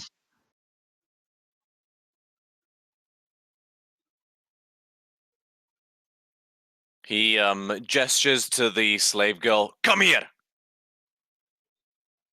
She hesitates, looking at you, Ganassi. Like, I look towards her, look towards the bandit, and I will, from my actually no, it's not my turn there, but from my seating position, I will say, may I suggest you allow the others to leave? It seems to be a matter between the woman outside I will have no part of this. He gestures to the other woman and the two men. Get out of here! Fuck off! And they quickly scamper out, joining their other comrades who are sort of all gathering around here and uniting amongst themselves. Terrified, the woman will inch up to him, complying. He drops his bow, but he's holding the arrow, like a improvised weapon, grabs her, and then points the arrow to her throat. He doesn't waste time trying to grab the sword. Just makes sure he has a hostage that he can quickly kill. He's going to inch out from behind here with her. I'm going to move into the corner. Oh, I lost that line of sight. But yeah, I'm going to move into the corner. He steps towards the door, and he looks at you, Eslan, and he says, "Move away from the door."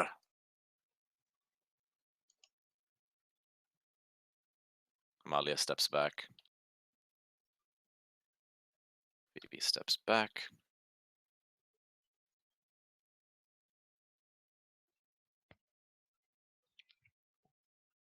Even if you leave here, I will hunt you down, personally. Bold thing to say to someone who's holding an arrow to this bitch's throat. Well, you've run out of hostages after that one, and it's better to die free than live as a slave. Why don't we ask her how she feels about that? And he's like, you see a tiny trickle of blood as he points, like, pricks her slightly with the arrow. He's like, oh god, I don't want to die! I don't want to die!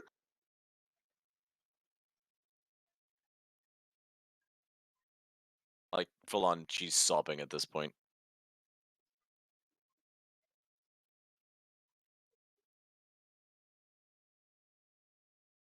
So what's it going to be?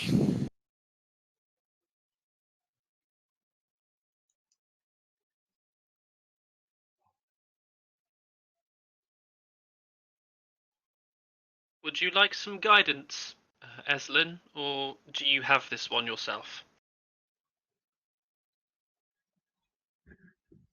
Hmm.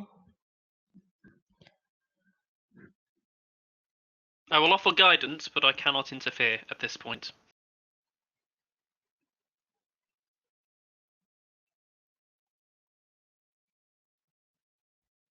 Oh, fuck this, man! Ah! I'm so excited. I'm so excited. Ganassi's content that he's at least saved some of them. You can't save all the mortals after all. And, you know, there's enough potential acolytes that will be left in his mind. But, yeah, he feels restricted and unable to participate in this unless the figure attacked him, which he doesn't look like he's going to. You really want her blood on your hands? Look me in the eye and tell me you're prepared to make that trade. The blood is not on my hand, you pathetic fucking idiot. It is on yours. The only person whose soul who's up for grabs is yours, you fucking bellend. Maybe so. But will you be able to live with the fact that you let this one die? I've already let one of them die. What's one more? He looks at You you hear wide-eyed. Ganassi like whistle under breath slightly. The woman at this point is just bursting into, oh god, please do what he wants!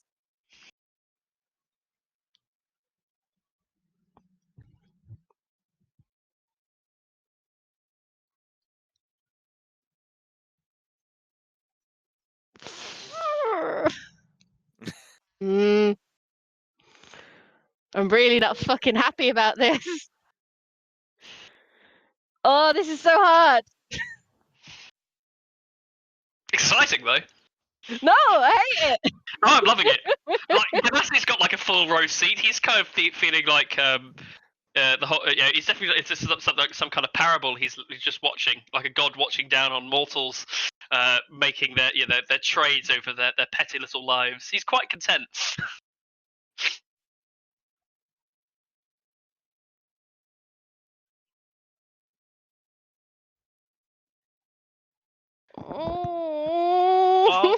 While my companion tries to make their decision, may we converse?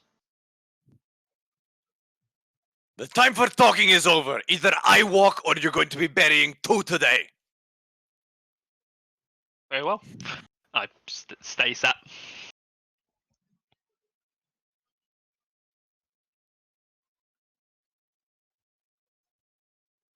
Then we bury 3. Guiding bolt. 2nd level. Oof.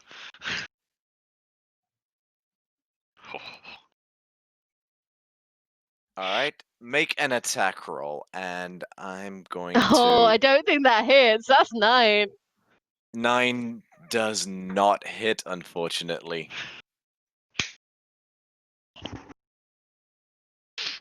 Oh. You're too blinded by the tears of what you've made the choice that you're okay doing, and just it goes over his shoulder, and he just the woman's like, "Oh God, please, mercy!" And then he just looks at you and says, "Wrong choice," and he drives the arrow into her throat as well.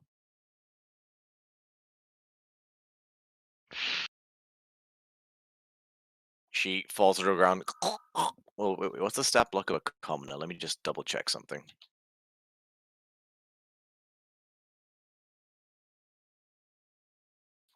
All right. It's an improvised weapon.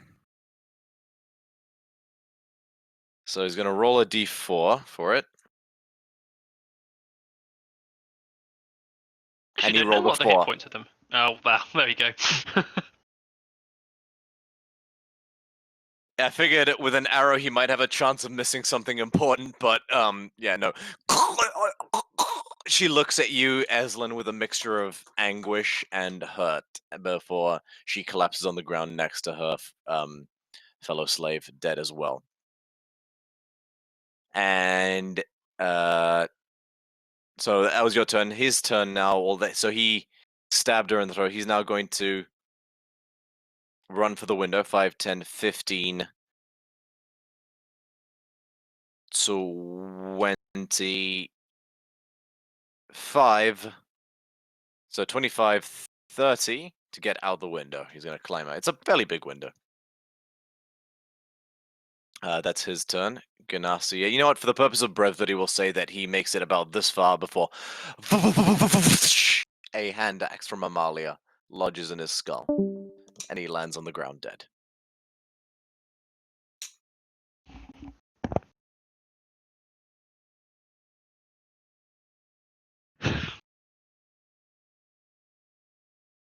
We won, guys! Yay! Oh. The two the group run around to see what's happened. They look at their comrades, at their fellow slaves, and they all just burst out. Corre! Antea!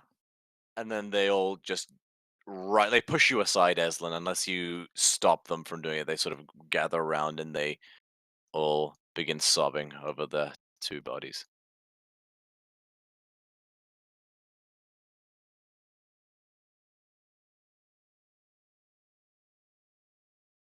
I am going to slowly stand.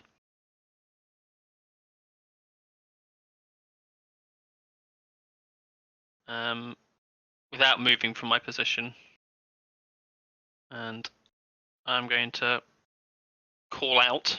Not loud, but so I can be heard, but not intruding on everything that's there. And I'm just going to say, it saddens me we were not able to save all of you. But take solace in the fact that you may be freed. They look at Please. you with. Make a persuasion check. Yep. And as I do, I say, please take the time to bury your dead how is best fitting for your land.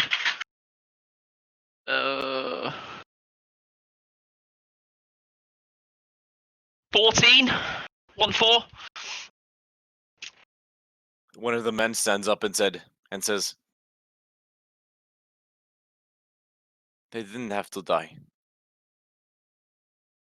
And the Ganassi smiles and says nothing, but pointedly says nothing. And bows his head slightly before He continuing. turns to the others. He seems to be assuming a slight sort of like leadership role. This Yep. one man, sort of completely bald head. All of them, in fact, have shaved heads, even the women.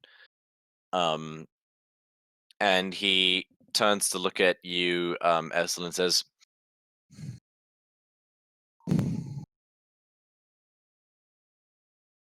"Make this right.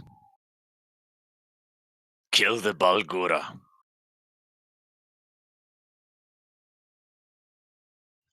Don't let their Yes, I will kill the Balgora. don't let their deaths be in vain."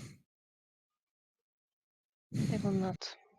I apologize for what happened here, but there was no way we could let him get away. He goes to one end and picks up the pestle, part of a mortar and pestle off the table, stands, walks outside to where the dude who killed the 2 hostages was, and just begins wailing on his fucking skull, like, until it's just fucking soup. He actually, in fact, they rush outside and they have to pull him off of the corpse. Like, "It's done! It's done!" He calms down. While that's being Straightens done, himself. I'm gonna richly cast. It will take time to do it, but I'm going to richly cast Floating Disc, to allow for an easier method of transporting the bodies. If I have the time to do it, depending on everything else that's going on. Yeah, I'll If enough time. don't need this so much now. So yeah, no, you have time to do that. They but he stops you immediately and says, "We'll carry them. It's fine." He lights a torch though, and he tosses it, and he tosses it onto the onto the flowers, and they all begin just burning up. Fucking sick of this shit. As he does that, I'm going to stand nearby, let the flowers burn, but then I will instead cast Gust to extinguish the flame. And I will turn to the rest of them, say, "Make your peace with your dead, but it is best not to raise alarm just yet. We have halted the Balgora. If we set this whole place ablaze, he will know. I hope you He understand." nods. "We'll come back tomorrow and destroy it then." They pick up the 2 corpses, cradling them, and then they just all walk away.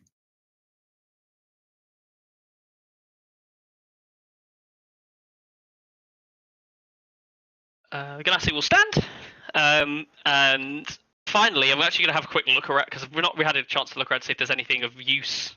Oh yeah, in good the call. Tell you what, interior. I will bring back to that map. These guys have left by now, so I'm just going to remove them. So, make an investigation check. Could I possibly pull the arrows out of the tree and out of the guy that I shot my 2 arrows Oh yeah, at? you need arrows. Make I an need lots of arrows. investigation. Eslen, make a separate Oh, actually, that investigation reminds me. check. I managed to get a whole quiver of arrows You- from last session, didn't I? I never put did. it down. In which case, as I kind of like probably I just spot it out a window. I'll call over Eslin, and I'll sort of like chuck the quiver of 20 arrows over to you as you're searching. Eslen, between recovering and looting, you managed to get a further 15 arrows. Okay. Hey! Sorry, I forgot to get past those over. I just collected them, but didn't do anything with them. Okay, so investigation. That is shit. That's an 8. So, if you navigate over to here, you see this really dingy area of bedrolls, where they were just packed, head to toe. Yeah. Really, just got like, it smells awful. There's a bucket in the corner that's just filled with heaping piles of piss and shit. It's just the most unsanitary sweatshoppy thing you've ever seen. nothing really of value in there. You can try to get the bedrolls out of it if you like, but I wouldn't recommend using them. That'd be beneath him. I would like to check this door. All the Okay. I was saying that you find a few different, like glass pipes and other things that could be used in the refining of herbs. So it's kind of like, so I know an herbalism kit allows you to make potions because it includes the ingredients. It's kind of like an empty herbalism kit on there, if that makes sense. Yeah, I get it. I might pack a few of the bits and bobs because it might be useful for a herbalist or an alchemist to have spare bits and bobs. So it Yeah. might be worth a small amount. So I'll bag all that stuff up. And then I will check this door as Oh, well. right. So I just reading up herbalism kit. It doesn't actually contain all the bits and bobs that I can see. So it pouches and stuff, and vials, but mortar and pestle, clippers. So yeah, I'll say it amounts to one herbalism kit on Okay.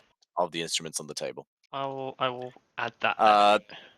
That's just crates that contain more of the drug. I'll take using some of the pouches and I will take some of the drug. Okay, how much do you take? It's hard to see what I'm able to fill with what I've got. But let's say a couple pounds. Okay, £2. Put 2 pounds of henbane, refined henbane. Yep. Add that to your inventory. Cool. All right. Anything else in this area? Is there anything from the guy that took those girls hostage left that I could take as nothing valuable, but maybe a scale of his armor or something, just something. There's his sword. I'll take that. Cool. It's so add a short sword to your inventory. Cool. Thank you. But yeah. Other than that, yeah, you guys have left quite a little bit of devastation in your wake. Which is good. It's what we were after. Yep. Cool. So, guys, where to next? Could we possibly head back to the blacksmith? I don't know. Has enough time passed for us to collect our gold and our fleece cloak? It's been 3 days. So not quite yet. Okay. Wait, no, it's been a day. Sorry, I just A did the day? math. Oh, rough day. Because you got so you guys got accosted that evening by those guys, and this is the morning of that. Can I see where the slaves disappeared off to? You saw them travel west. As I've done that, I'm going to say to the group, before they go too far, I'm going to ask for their guidance on any other places we can hit before we go after them. Feel free, Ganassi. I lock eyes with you briefly. Open my mouth as if I'm going to say something. Then close it and sort of hold my hand and go, probably we'll need to talk later, but when we get the time. And then I sprint off. Cool. They hear you coming up behind them. They're a little bit skittish, but they say, "What is it?" Before I leave you be, I just wanted to ask if you knew of any other locations where there are similar sweatshops or similar places of power for this. We overhear them Criminal. talking about the mine and the reef, but that is it. I nod again, and respectfully bow, and then I leave them be. They nod and Okay, well, at least that answers the question that we were thinking. The reef is something we needed to go to. Yeah, I join the party again. okie dokie. Let me just check something.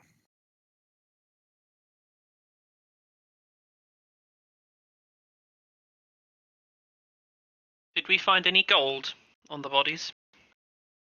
Sure. 1 second. I really need to. Oh, Keep I say that out to Wesland. I won't have checked them. if the party are doing it, I imagine they might have. Yeah, they would have been doing that, so I'll just roll for random treasure. So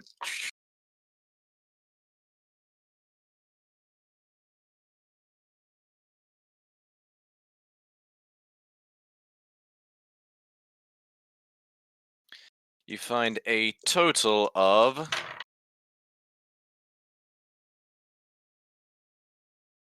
18 copper pieces amongst everybody. Do you want to add that, Eslin?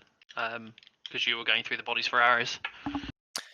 And that is where we're going to take a quick 10-minute break, just because I need to use the restroom, and I'm sure some of you might as well. Well, that was So, fun. Yeah, I've already anybody- buzzed. That was really fun. Can't wait to see Thanks, what I you do. hate it. To anybody watching, thank you so much for staying with us. We'll be back shortly. Stay tuned. Okay, guys, see you in a sec.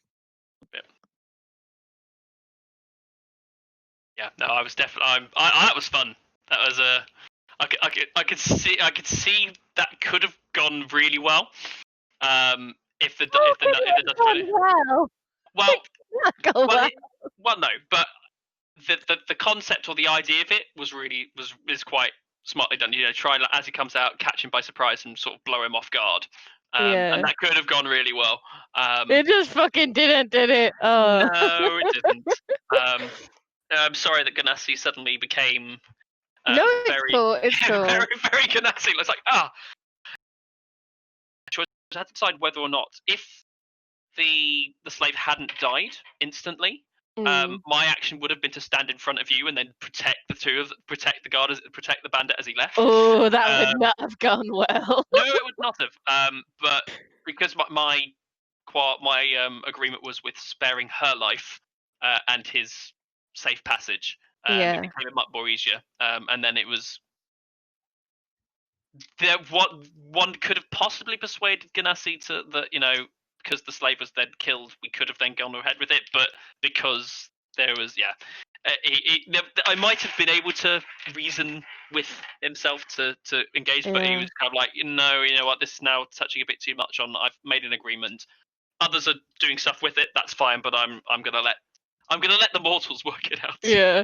See, like I was struggling so much, so I literally like looked up the piety for Thassa, and it was like supporting those who would reform or overturn institutions. And I thought, what a better way to overturn an institution than kill a slaver? I was like, that's got to be it. Like, Yeah, I'm sorry, I agree.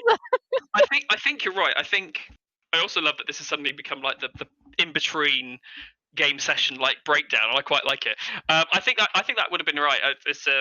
If we had managed to kill him and save them all, definitely that would have worked that way there as well, because it still has that same thing. I think the issue you will have had, of course, in terms of gaining piety there, is because the rest of the slaves know what transpired to mean that they died. I think you might not have been as successful as otherwise. I hoped. Yeah. But it's all good. Yeah. It's really funny because Eslin's like opinion of Ganassi changes like on the daily. So she didn't like him originally because she thought, oh, he must just all be about gold. And then when he didn't want to kill the person he made an agreement with, like I was like, that's cool. And then now she's like, for fuck's sake, Ganassi. But always the only thing you kind of see is that there's almost an unwavering element. All three of those. No, are all I like agreed. it. I like it. So I feel like she's gonna try and make a deal with you at some point and be like, "Look, buddy, can we be on the same side? Like for everything? Cool, I'll give you money." I don't know. That might be tough to sway because yes, in theory, if in terms of wanting to make an agreement, let's do this and pay him to shut him up, or a payment for something like that will work. But having differing opinions on agreement, well, actually, your better bet might be to maybe is this metagaming? I think this is metagaming. Yeah, I don't know. It's hard to say. It's really hard to say what would work. But at least it's giving a bit of it. Like the Ganassi is getting more of an insight with the party as they go on there as well. His opinions change quite rapidly on certain subjects, but not at all on others. The fact made him break his promise is not good. But at the same time, he isn't sure whether or not you heard the agreement that he made because it was just with him.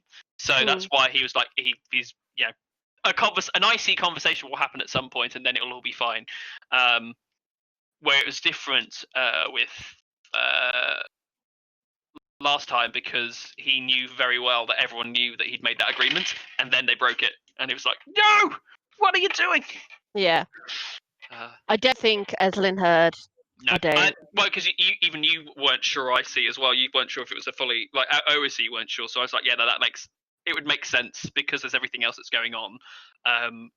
See, the last guy definitely said like, I agree to your terms, whereas I don't think this one did. I think he was just like, sure, whatever. Yeah, he said no funny business, and then the two of them exchanged a look, which we saw because it was the two of us. And then I came around to do everything there as well. So if anything, he's just going, next time he might need to be clearer with everyone. Welcome back. We decided to take the 10-minute wrestling break into the breakdown of the OSC breakdown of how do we think that went, and it went pretty well. So how do we think that went? I hate it. Thanks. I loved it.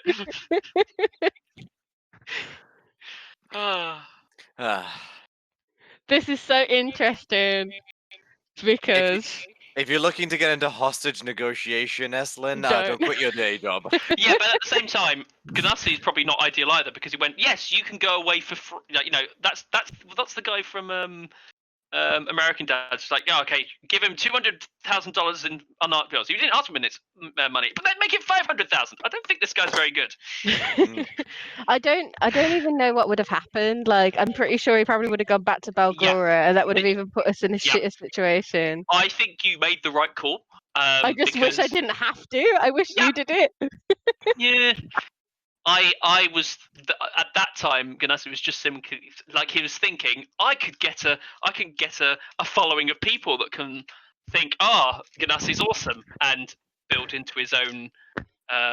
What is that called? Yeah, what is that called again, Romeo? I keep forgetting the name of it. Iconoclast. I could have just built on that more for myself, and that would have been great.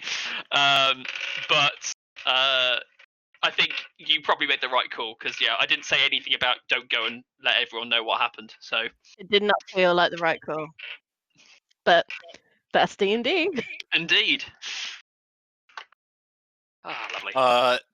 Violet got back to me. She's basically Discord keeps crashing every time she tries to join the chat.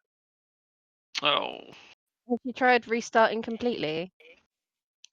Starting your phone. I guess she's on her phone, I think.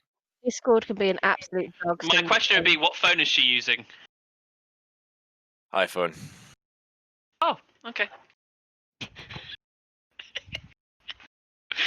I'd like to remind you to be very careful that we are streaming right now. Yeah, it's fine. I just asked it just out of curiosity. That was also making a lot of assumptions that the alternative would be better. There are many alternatives. I don't know what you mean. Anyway, I'll go quiet. Apologies.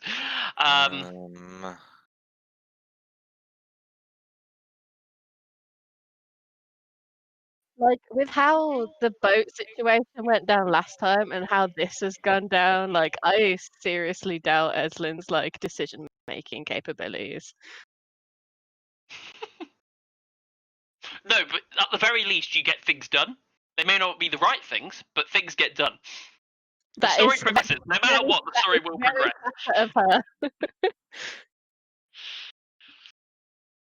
Okay, she's gonna delete Discord and re-download it. Oh God. Ooh.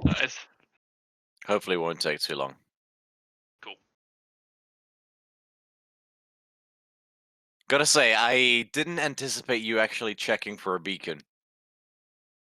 Yeah, it's the first thing that thought. It was like, I don't know, for some, I think in Ganassi's mindset, he's familiar with the ideas of warning beacons, but beacons are probably a bit different in what you'd see from his lands there as well. But it would make sense if you have a far-reaching situation and you have a small, trying to keep quiet, but an important part of your network, it would need to have some way to signal something's gone wrong. Oh yeah, no, it was great. I just So I normally build things around a party that just, bull rushes into things with little consideration for finesse.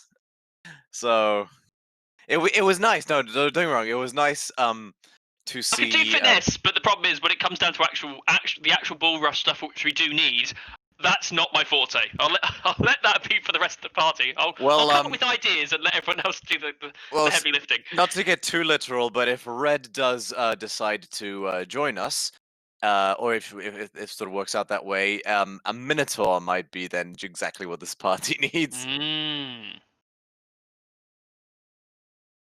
Yes, I could see that working. That's going to get very, very complicated when we have 2 reds. I'll be Red Alpha.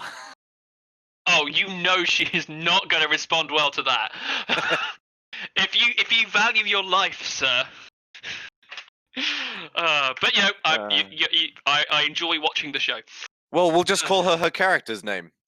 Yeah, let's do that. Cool. I am on chat. I'm just gonna pop and get myself a snack, but I'm still on voice, so you can carry on if Violet joins us. No worries. For the love of...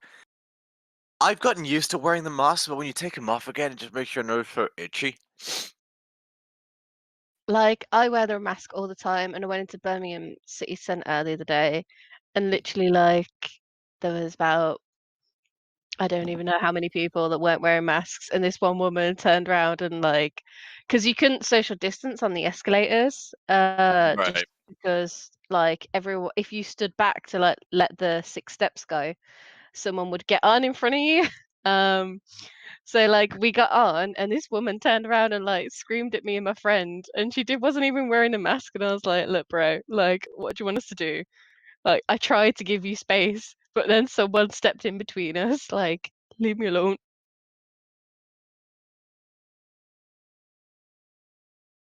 How can people be so selfish? Like something you've always known about, but at the same time you never truly witnessed the severity of it until this year. It's like everyone is that guy in every zombie movie that gets bit but then doesn't say anything, so that when he inevitably turns inside like the safe space, like the compound or the whatever, the fortress, that gets compromised and then the final battle begins. Like everybody's that person. Hey! Why are you here? But you are on mute, just FYI. Now you're not. Okay, cool. Is it working? It is It's working! Finally! Are you sure you want to get an iPad instead of a laptop? See, my laptop is getting fixed, so I have a laptop. It's just not. How in long my is it going to take to possession. get fixed? It's the screen, so. Yeah, we fix screens in a week tops, where I fix Yeah, laptops. I had to, my old HP. Like I dislodged the Wi-Fi card. I broke the screen and like 6 other things to it. I it will was second, repaired regardless of with repairs are really easy to do. If you go to the official brand for where they get repaired, they can repair them, and it's it's far better than not doing it. And things, because as soon as something goes wrong, more things can progressively get wrong, and it can make the repair more complicated, maybe more expensive. It's hard to say, but it's definitely worth doing it sooner rather Seriously than later. though, how long has it been in repair for now? It's been in repair as long as we've been dating. No, it has not. We've been dating for like over a year and a bit. It has not. And been I've never that once long. seen you have a laptop. Yes, you have. I don't know why I did that, but well, I don't remember. That's how far back it was. Well, it was before we got in lockdown, and then the place closed, obviously. With And your then laptop. Yes. Oh, that's exactly. never fun. Yeah, that's never fun. And they still have my laptop, but they haven't opened yet. So they called me to be like, look, we haven't opened yet. Obviously, we will fix your laptop once we open the store. And then I was just like, do you know when that is? That's tough. So like, I don't know. How much until was I your get, laptop, and is it worth looking into investing in a new one? To be fair, it's in quite good condition. It's a HP laptop. It's not like, but like it's not in poor condition or anything. It's just the screen crack.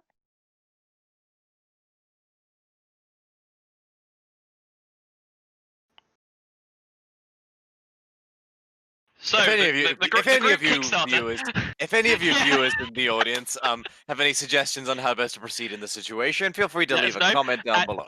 And we'll attach a Kickstarter to the bottom of the campaign for any Absolutely. donations.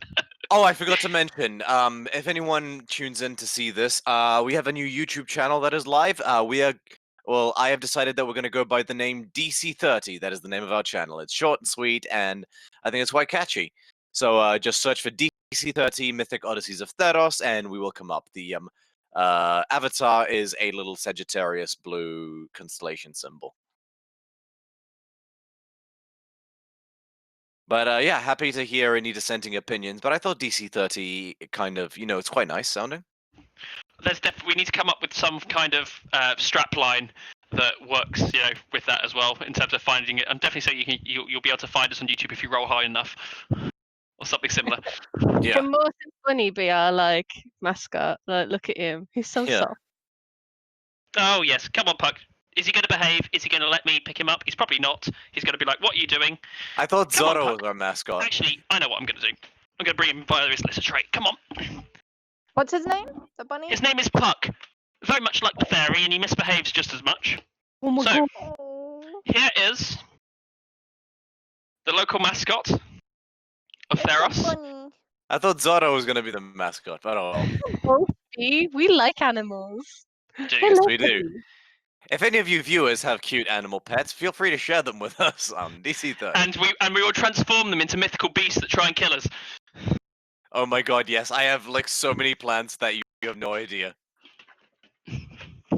I Cool, am now expecting Puck to be one of our legendary beasts at some point.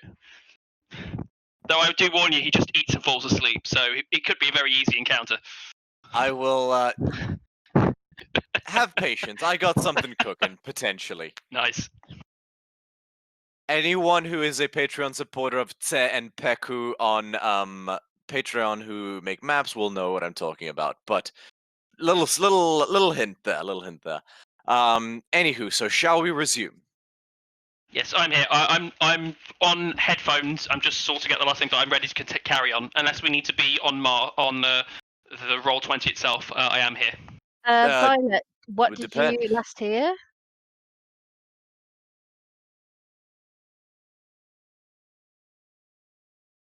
Oh no. Buddy, no. Come back. Babe?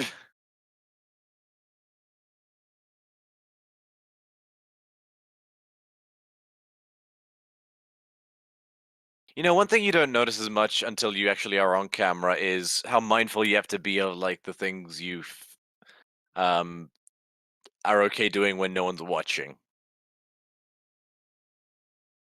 Yeah. Like scratch an itch. Oh yeah, no, I've realised that a few times, and also became far more itchy as soon as the camera's on me. Oh my god, right?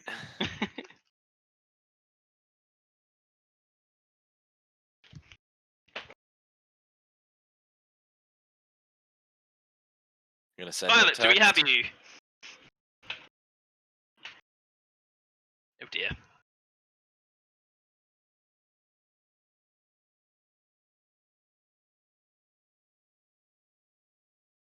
Well, that does not bode well. There we go. Rip. We'll give it a minute. This may be a slightly more concise session.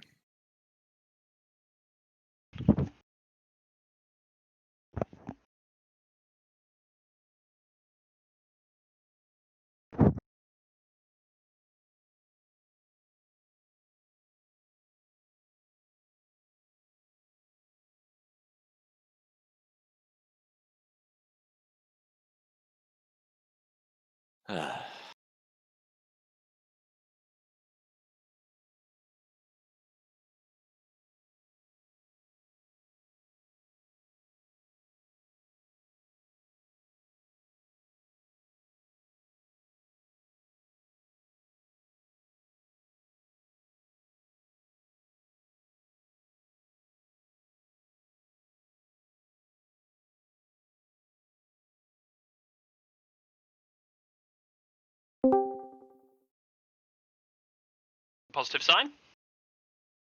Hello? Welcome back. Hi, hi. What happened?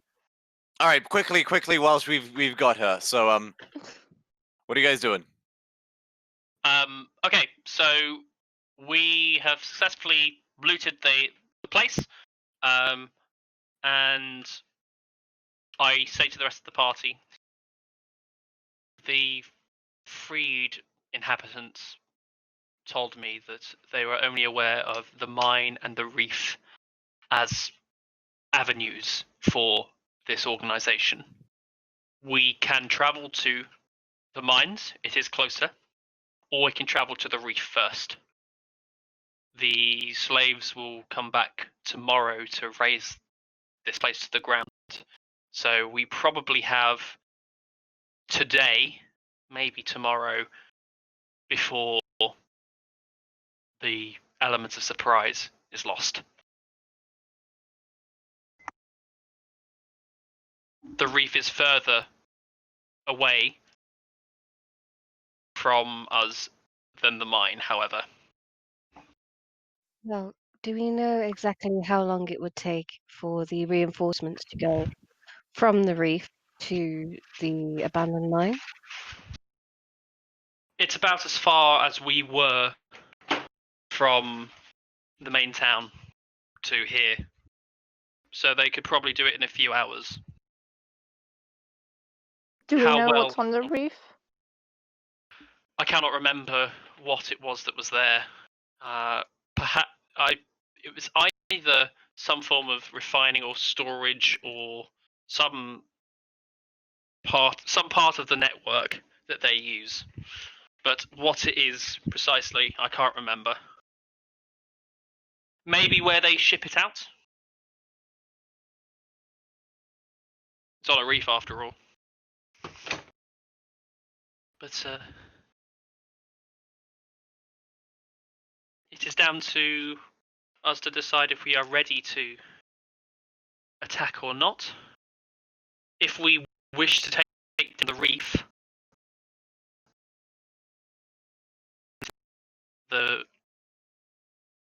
this place is raised by the slaves tomorrow, maybe something of a distraction might occur at that point. I do not know.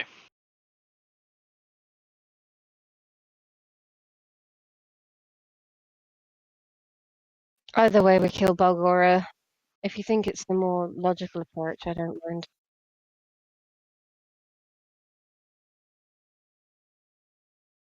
It is more. We were warned about Belgora, and I feel we would want to be well rested to attack him. It's still fairly early. We might be able to travel to the reef, investigate the reef, and then if we can deal with it, so be it. But if not, and regardless, we then set up closer to the mine and then strike it the next day. That suits me just fine. That makes sense. I will say, again, I have mentioned before, but this being, Valgora, I believe has information that I need.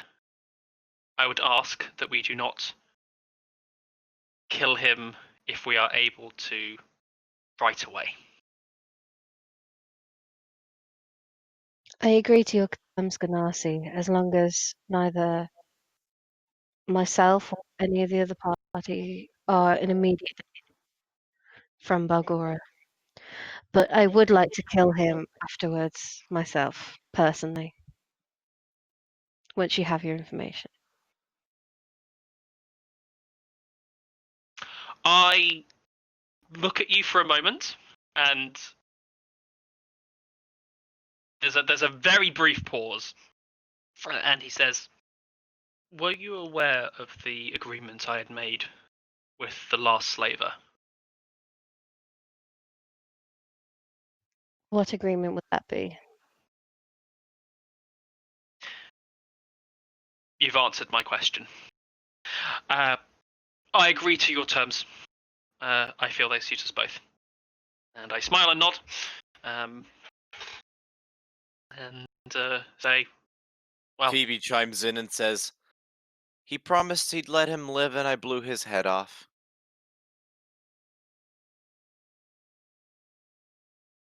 I believe I adhered to that one. I was not the one to kill him. the agreement I had was more complex. It sounds as if you weren't aware of it in full. That is all I needed to know. Can I ask something?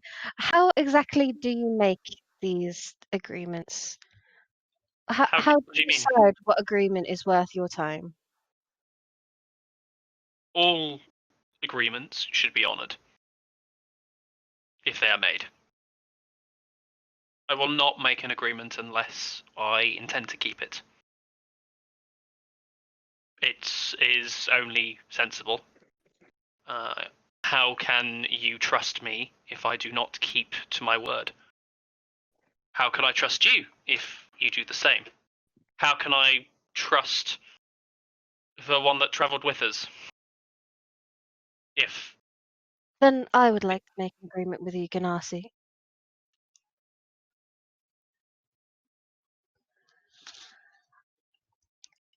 I go quiet and I look at you.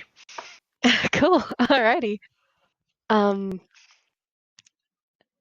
would prefer it if you not make agreements with our enemies before discussing it with the rest of us. And in turn, I will agree to not get in your way as long as it does not interfere with my agreement with Thassa.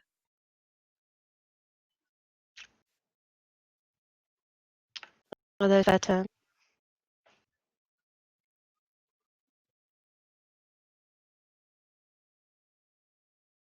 I struggle with being restrained from making agreements. The ability to seek accord with beings, people such as yourself, predicates itself on the aspect of a freely entered bargain. It is something I find very personal. I will amend the agreement if you wish to hear it. What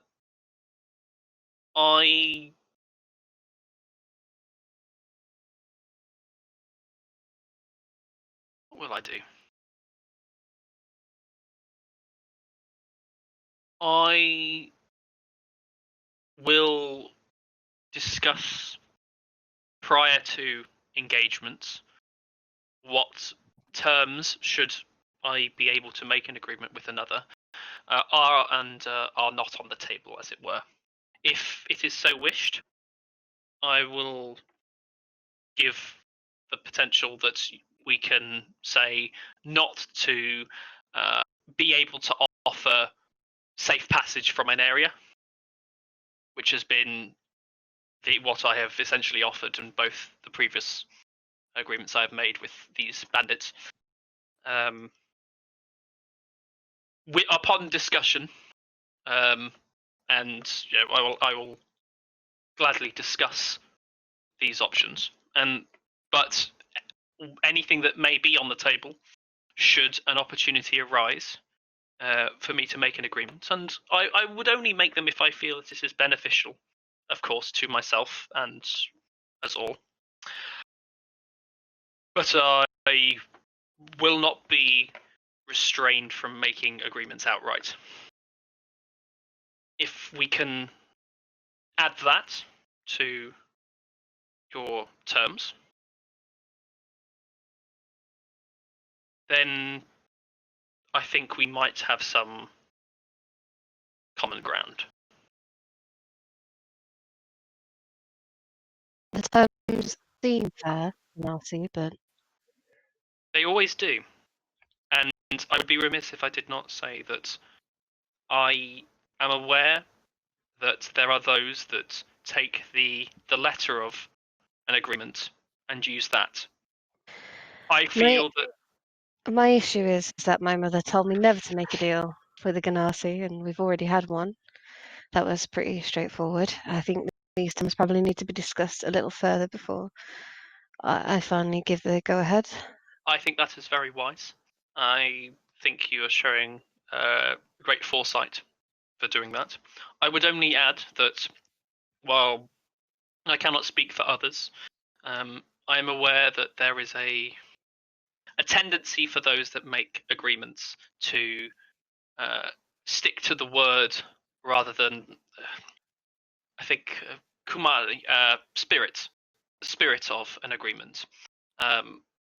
I believe that one that sticks to the words of an agreement and not the spirit are children, frankly.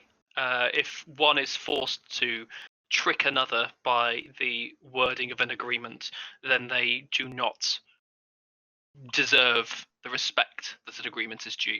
If I make an agreement with you, I will honour not only the word but the spirit of it, and that is a promise I freely make.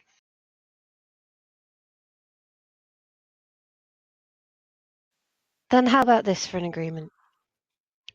I, Eslin, will assist you, Ganassi, in retrieving your memory. I'm afraid you broke out there, Eslin. You'll agree with what? I will agree with helping you retrieve your memories, Ganassi. In exchange, I have an errand in Vashiros, which requires skilled attention.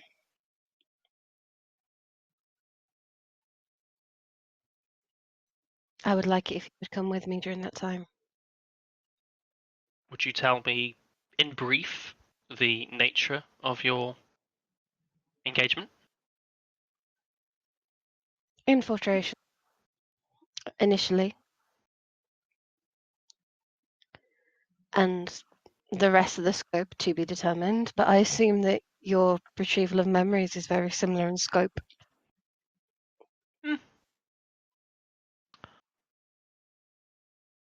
I can readily agree to those terms. And I agree to yours. Perhaps you kind are not all as lost as I first thought. Kind people, I'll get the terminology and etiquette at some point. Triton. I would be careful not to offend the Triton people. I myself am very approachable. However, certain Yeah. members of my family would behead you for such comments. Ganassi, as she's telling you this, you recall stories you've heard from old veterans of the Theros War of these mysterious fish people scuttling the ships from under the bottom, and they were sank to be forever lost amongst the waves. Stories of krakens being summoned from the deep to rip ships apart. Ganassi has Tritons have become a little bit of a boogeyman to Assyrians because of the fucked up shit that he did to those ships. Yeah. If Ganassi could bristle, he would. If anything, maybe the wind that perpetually blows around him possibly stiffens for a moment. Oh yeah, it does. There's a bit of a, and then it just resumes again. But he smiles and nods and goes, "I shall take your advice." So, to business. The mine or the reef? Reef, I think my skills would be best suited for the water. I look to everyone else. Phoebe suggests, perhaps it is better to strike while the iron is hot. I do not have a preference one way or the other. I am just, how you say, being devil's advocate. If we strike quickly, they might take a while to reinforce this Bulgura from the reef. Are we? The longer we wait here, the longer someone has one of his men has a chance to come across this and sound the alarm. Just a thought. I will go with what you guys want. Fair comment. How Balgora already knows we're coming, though, surely, after sending his own men to attack us. They mustn't have returned in a timely manner. I mean, he might not, is all I'm saying. would we be ready to engage with Balgora now? Are you all rested enough? Would a brief respite be enough for us to safely engage? I only shot a couple of my bolts of Nelia, so I'm pretty good. I got most of my big hitting stuff still a-okay. That's why I turned into the pig this time. I know I haven't done that before. I was trying to conserve energy in case we make the big hunt today. I've used my most powerful spells.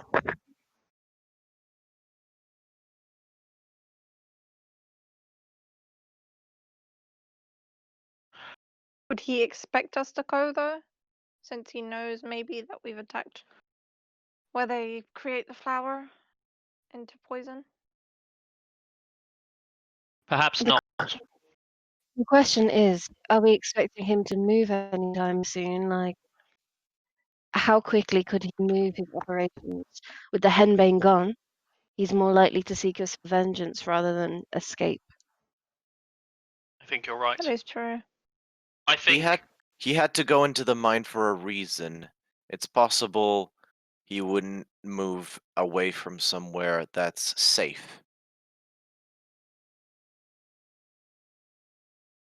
in which case, I think the reef remains a good, steady option. Okay. If the alarm is a good point to raise, if the alarm is raised, what it will most likely mean is he will send his men from the mine to fix what is occurring there.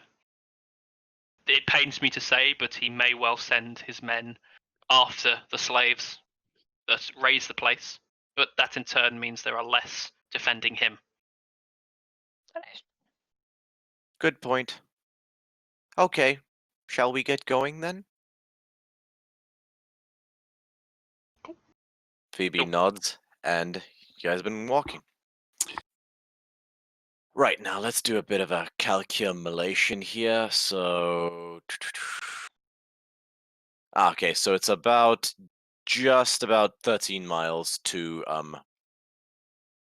actually that's as the crow flies, so let me just all right, so really skirting it best as possible. Yeah, 13 miles to 13 miles to get to the based on the map and the sort of rough sense of scale you've established. Phoebe in particular, who's better with geography and that sort of thing from having lived in the wilds, helps ascertain this. So that will take you. So it's 3 miles an hour. 3, 1. Sorry, 3, 6, 9, 12. Yeah, okay. It takes you about 4 and a bit hours. So it's about 1 p.m.-ish by the time you guys get to the reef. You guys trek basically alongside the mountains, going again through this rolling grasslands area, which is mainly farms, passing. When you get to the end of the mountains, you get to the forest that you know, based off of the map, contains the location to the mine. You keep going, progressing beyond that, and soon enough, does anyone wish to do anything during that time? You have both. Okay. I think I'm pretty content at the moment. Okay, 4 and a bit hours later, you guys begin to see the sea, or the sort of the blue, getting closer and closer until you crest another hill and you see there's sort of this slope that goes down for about 500 feet to the shore, and a small shack. Not dissimilar to the last one.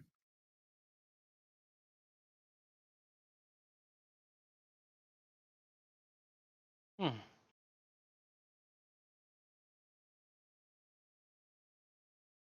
Any sign of a I was gonna say brazier, but that's not what I mean.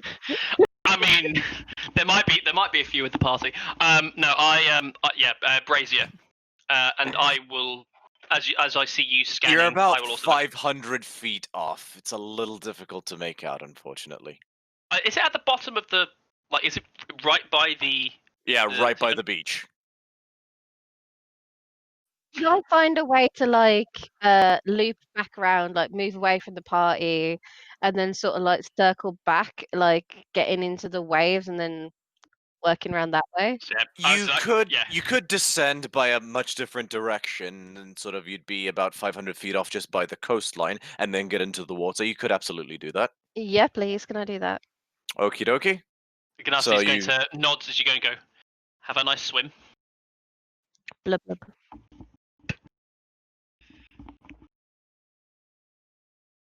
Phoebe will turn to you, Ganassi, and say, "How fast are you?" I am as fast as any regular mortal. It is not a skill of mine, if that makes sense. Never mind then. And she will. Let me just look at what my options are here. So maximum is a 1/4 challenge rating, and it can't have a fly speed. If you wish to travel on ahead, you may. I will get there as soon as I can.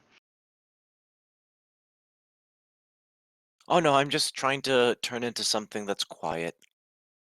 Oh, go ahead. You might be able to get more information.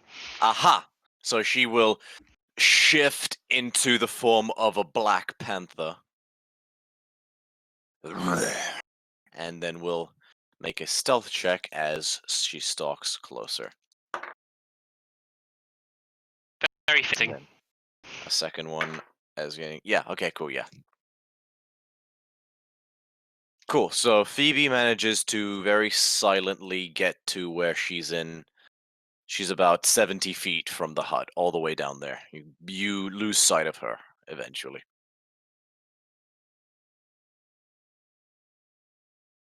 I will continue onwards. Okay. Make a stealth check, unless you're gallivanting. I'm not gallivanting, but per se. But yeah, I'm making my way down. But Okay. I will stealth. Okay, make a stealth check. Estlin, how close do you get? It's a 7 for me. Okie dokie, good to know. Maybe like 100 feet in the water. 100 feet away from them. Yeah. Okie dokie, we can do that. So, one moment, I'm just gonna... I'll ready the battle map, shall I? Ganassi, can I get you to make me an additional stealth check? Calliope got will hang... Calliope will hang back and say, Yeah. "Guys, I'll pick off stragglers. I'll keep an eye I out just in give- case anything comes." I give a peculiar sort of like hand gesture, along with a nod, which you should probably just means that I understand. I rolled a 19 total for the second stealth. Okay, yeah. So I will get you guys into your various positions. So so Phoebe is okay. I'm just gonna park this token way off in the corner. But do I have a I must have a panther token somewhere. I've got every kind of token conceivable. Panther. Yes, I do have a panther token. Okay, well, it's a spotted leopard, not a panther, but you get the point. It will be yellow.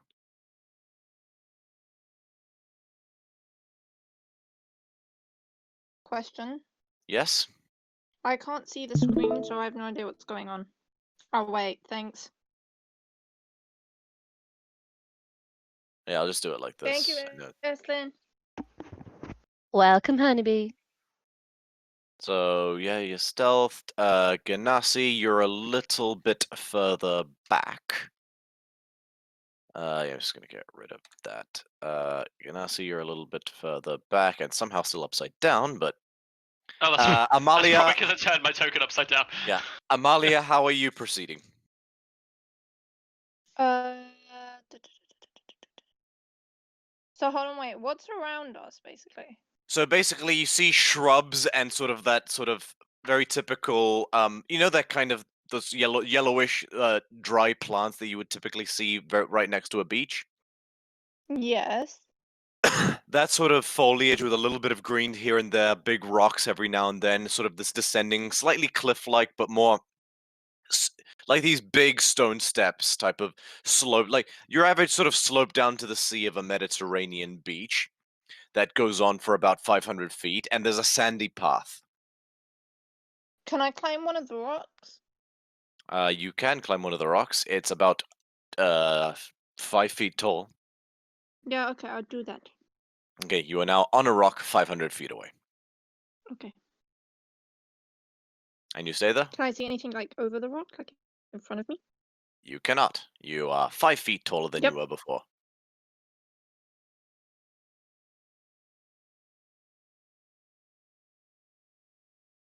Okay, But so you can see, I climb back down yeah, go ahead. and then go to the sandy path? Okay, you go onto the sandy path, and are you following it down? Yeah. Go ahead and make a stealth check then, with disadvantage. Where's my other? Have we changed maps yet or no? We have not changed maps yet. Okay, I'm cool, just cool. waiting till you guys. I'm just waiting till everybody's at least like 100 feet away from the map before I start.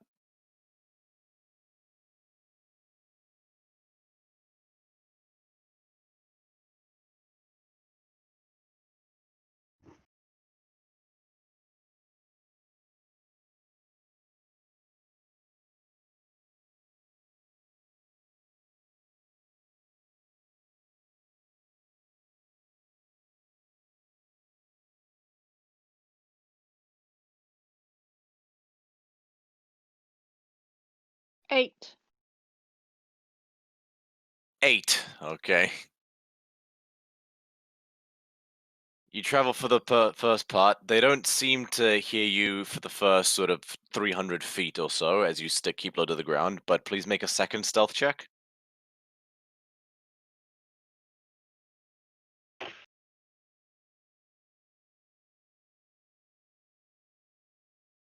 Nine. All right. Incredibly. Again, you're still quite far away, but so you're at the very edge of it, but they don't seem to have seen you for the moment. But I can now get the map ready. Yeah, this is the one. So Aslan, you're sort of beyond the confines of your map, but you're 40 feet extra away from where you show up on that map. Alrighty.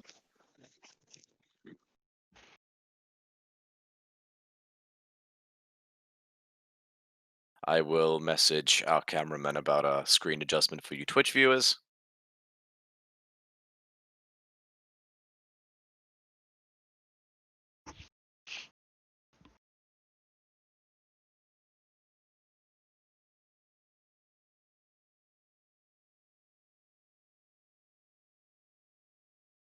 We've properly surrounded them.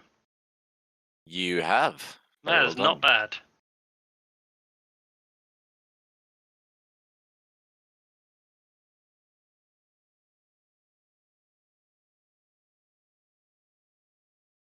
There is a now that you're closer, Ganassi, make a perception check.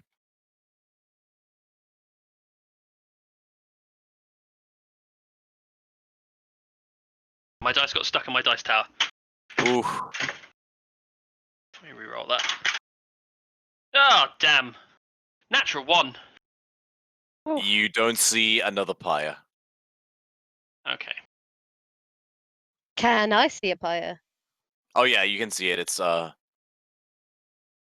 right here. It's very tall.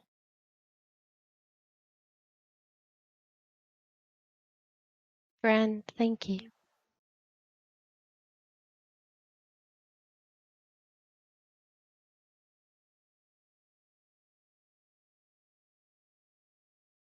Okay. So, what would you guys like to do? They don't appear to have noticed you for the moment. You watch as about 4 men seem to be wrapping up and tying down these bro boats next to this hut, and they're pulling out what looks like dead sea turtles, and they're sort of loading them into sacks. One of them has finished loading a bunch into the hut, and he will move out and begin taking the next batch and loading it into a sack. They're sort of gathered around here at this point, all helping with the unloading. You watch as Phoebe is going to attempt to stealth forward, just so you sort of get a drop on them. Yeah, with a modified 20. You watch this leopard deftly hop down 5, 10, 15, 20, 20. Yeah, just hops down, no problem, and is sort of like pressed up, down, and low at the back of the hut. I am going to, like, from this position, while we're doing something, not sure how long it's going to take for everyone to do what they're doing, and not sure how I'm going to proceed. I'm going to begin another ritual of Skywrite from my position in the Okay. militaries, because it can be any part of the sky that I can see once it's done. Okay. So if we end up doing something, or end up a solution, like we have a next stage, then I'll cancel that and carry on. But otherwise, that's what I'm working on at the moment.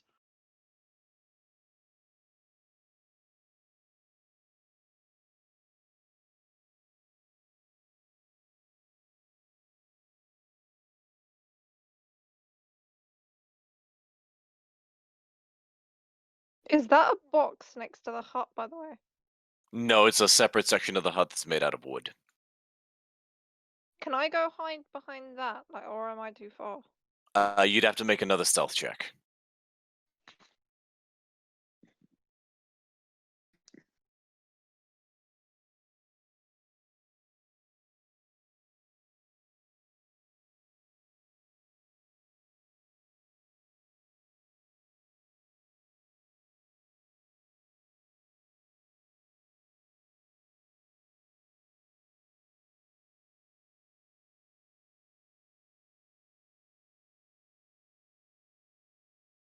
Is that what you're doing?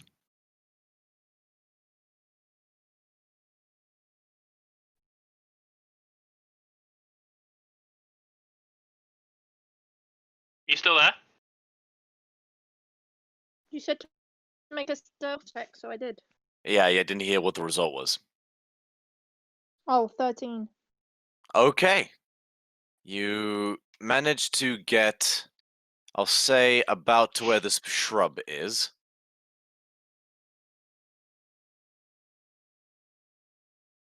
Yeah, you managed to definitely, for using the sand to your advantage, sort of just snaking along it, prowling slowly, getting closer and closer. You get to where the shrub is, and you're confident no one has heard you. By this point, Which these shrub? guys have loaded another sack and stuck it here.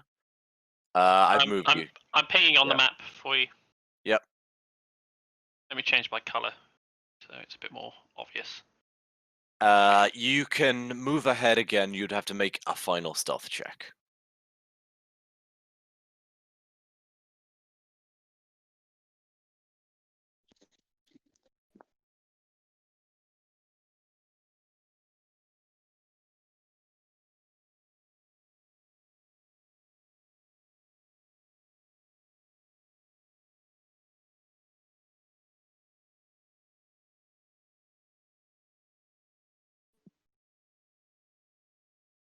Violet, you should be able to see yourself now. Oh, I can see where I am, yeah. Were you going to move again? Yeah.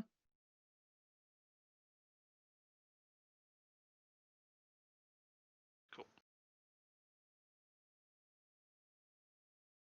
Did you need Violet to do another roll? Yes, please make another stealth check, Violet. 9. Oh! So you quickly scamper down here, but unfortunately a deft clank is heard as your chainmail rattles, like a sound as the chainmail rattles.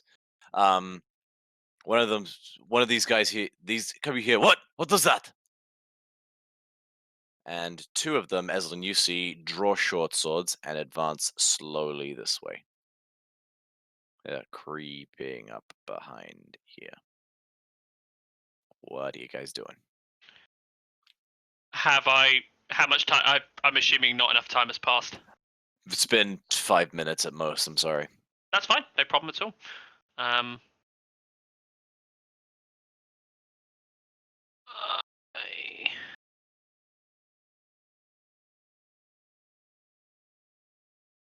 Can Eslin remain under the surface but still swim like roughly about here? Yes, Let you me- can. Make a regular stealth check, not disadvantage.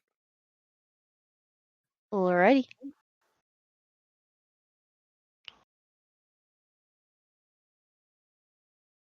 That's a whole 10.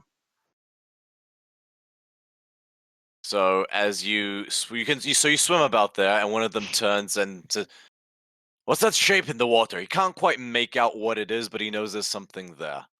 They sort of inch closer, and Can I hear these noises from my position? No, bit No. too far. Sorry. That's fine. Can I see? You heard What's the going- initial. What was that? And Okay, cool. you heard Amalia make a clang noise. I Phoebe will. seems to be sort of trying to find like sniffing around here and looking for something. You don't quite know what. I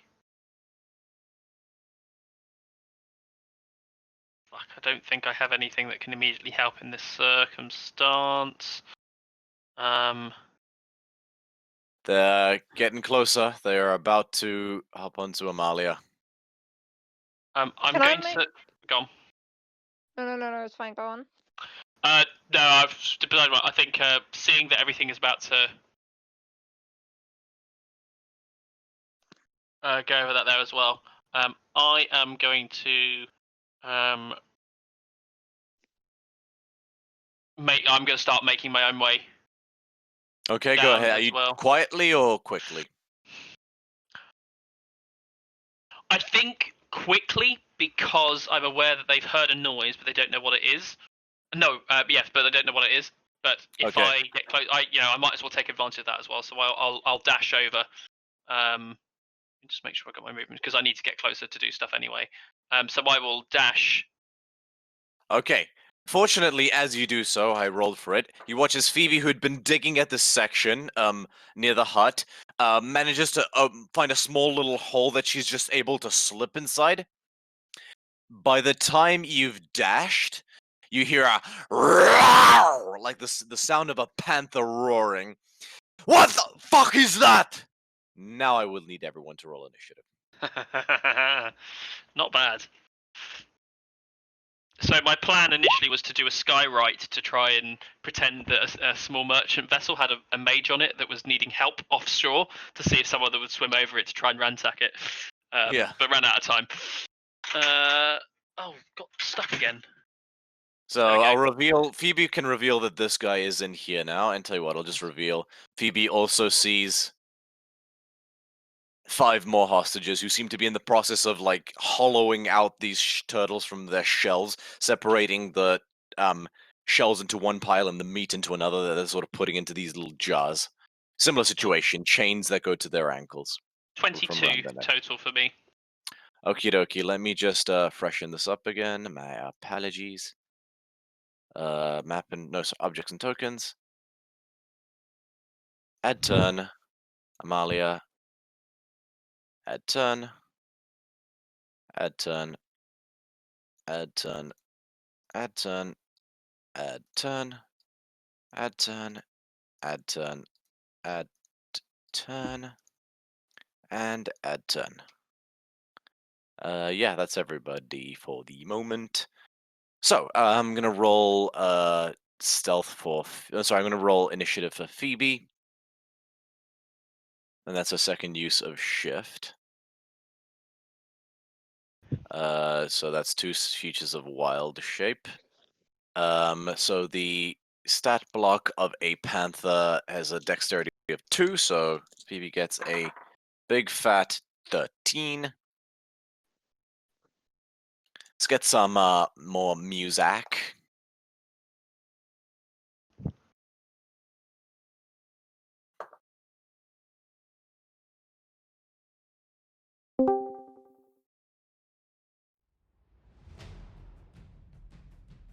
This is better. Okay, Amalia, would you roll in your initiative? 21. Nice.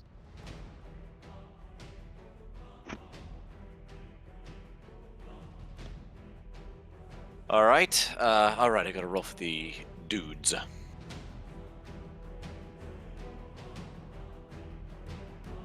Seven, 9, 10, 11, 10, and 4.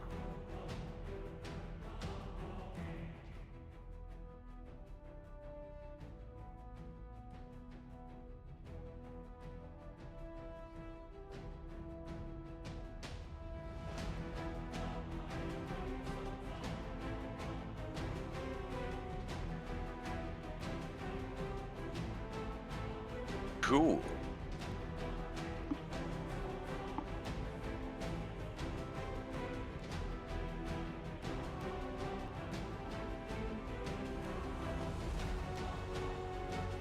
Alright, moment please.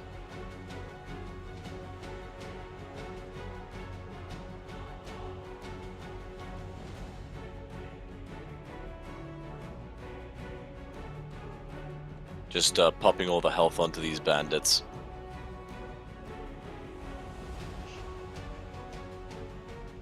Okay, top of the round. Amalia, what are you doing? I have created an echo. Again, Okay, where are you putting it? next to me, Okay. and I draw my battle axe. Cool. So you have one weapon at the moment. Yeah. Cool.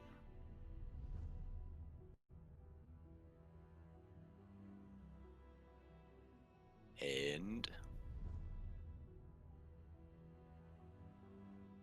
Red, did you add my initiative to that? I believe I did. Oh wait, well, so I added you as an initiative holder. Yes. Cool. Is it not showing up? No, I was 22. Oh, was I supposed to add your actual initiative? Oh, sorry, 22. Okay, Ganassi, you're up first. Sorry, No, that's fine. It's okay. Amalia. No, I don't mind. It's all it's good. I just wanted to double check. All right, we'll do it, Amalia, first this time, but top of the round we'll do it properly. Yep. My apologies. No, it's alright. No problem. Okay. Amalia, Five. anything else? Oh, yeah. Sorry, just to finish. No, that's it. I'm just getting ready to, when they attack them, to attack. That's fine. Okay. Ganassi, your turn. Cool. Not sure what's going on just yet, but wanting to be something of a target. I'm going to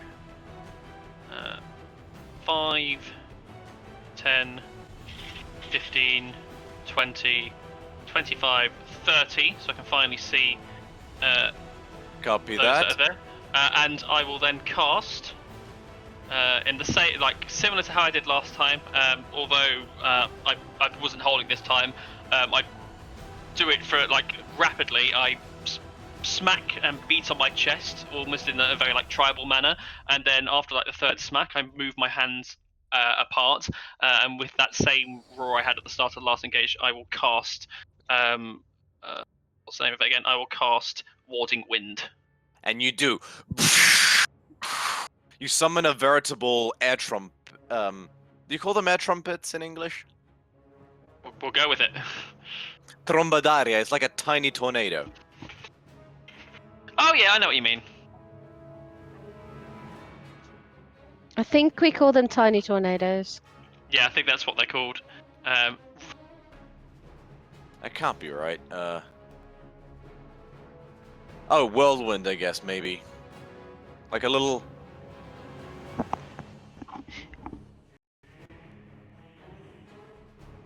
Kind of, yeah. It's Yeah. it's a very localized whirlwind on me.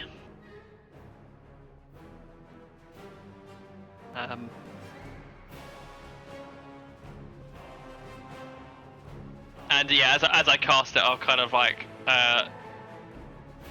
sort of like I'm beating there it we go. roaring. Map's been readjusted. My apologies to our good. viewers. I'll say the Assyrians have missed you, friends. And continue my slow movement towards the group. Alright. He responds, drawing his sword, looking at you, smiling. My father fucked your dogs, but your doggish people by the thousands. I think we can take one of you. Fucked a dog? How like your kind. Shut up! That's not what I meant! Next up is Phoebe, maintaining her dash, having moved 20 feet, will pounce on the big dude. And will make a claw attack. Which is a natural 17, which does hit. He has to make a strength saving throw, which is a natural 20. He succeeds. But he still takes 5 points of piercing damage. Oh, sorry, no. Yeah, 5 points of piercing damage as you... Oh, wait, is that a... Oh, no, it's a claw attack, so I have to roll a d4. 4 points of slashing damage as you...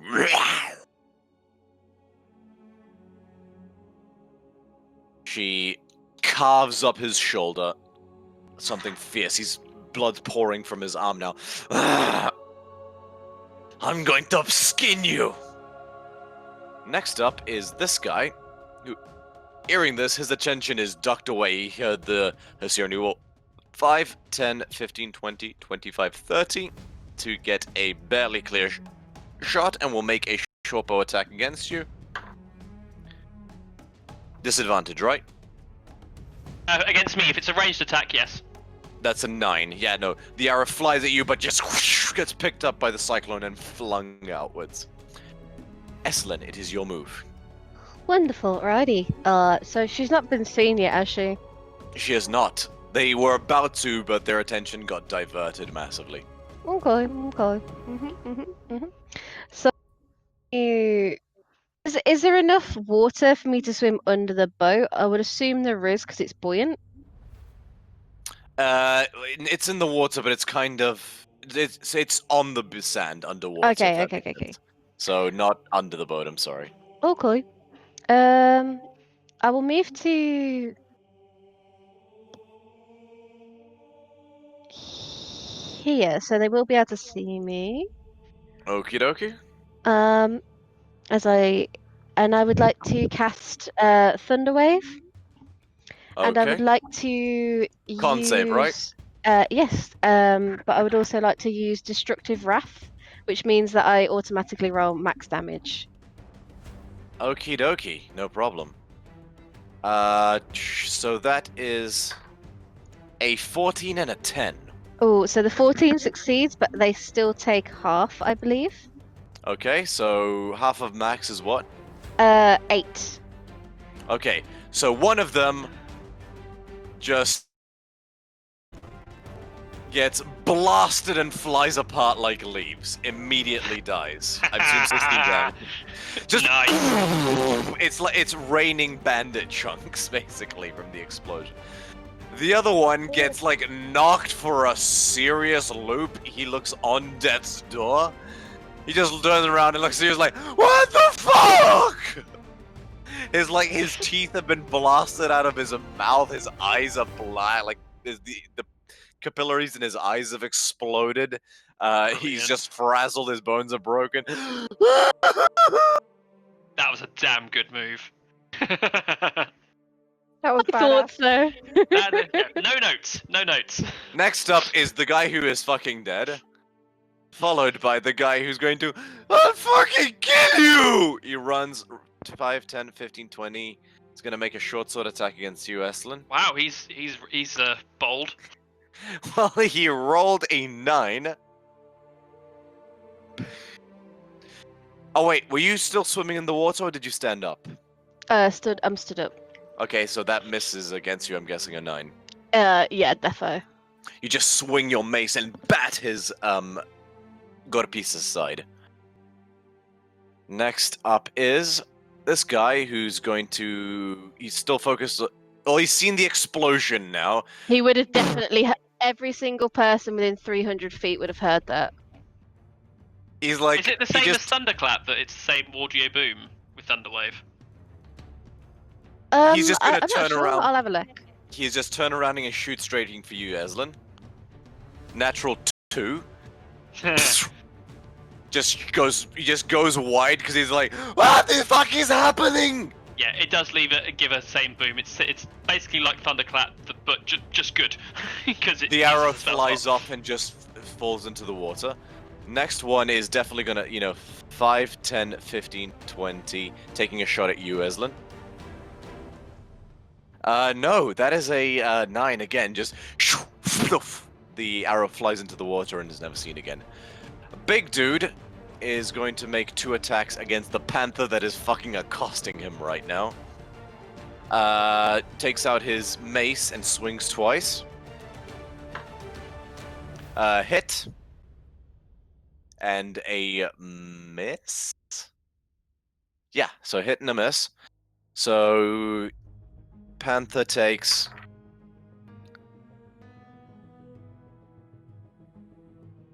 7 points of bludgeon damage as just smacks the shoulder. Phoebe feels something break. And just is just again roaring at him.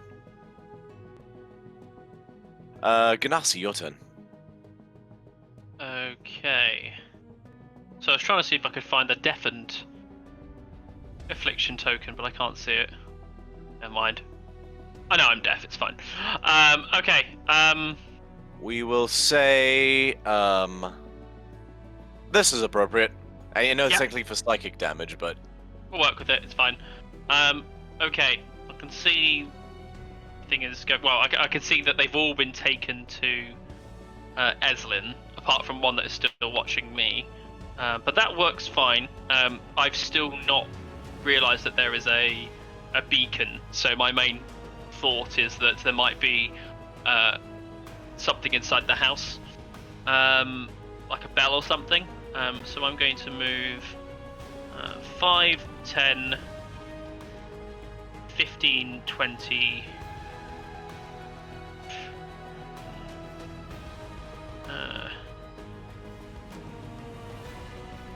25, 30, copy that. and Card I will but copy and Roger. cast.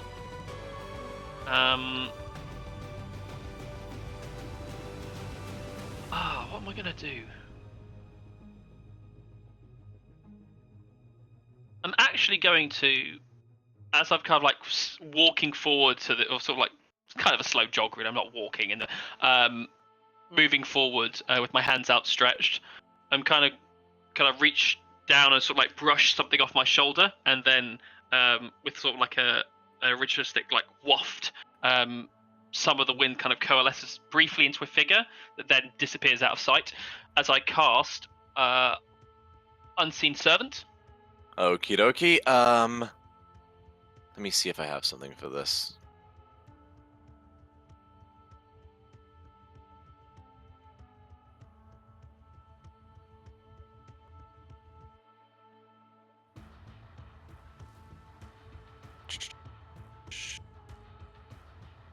I don't quite have an unseen servant, so we're going to use a ghost.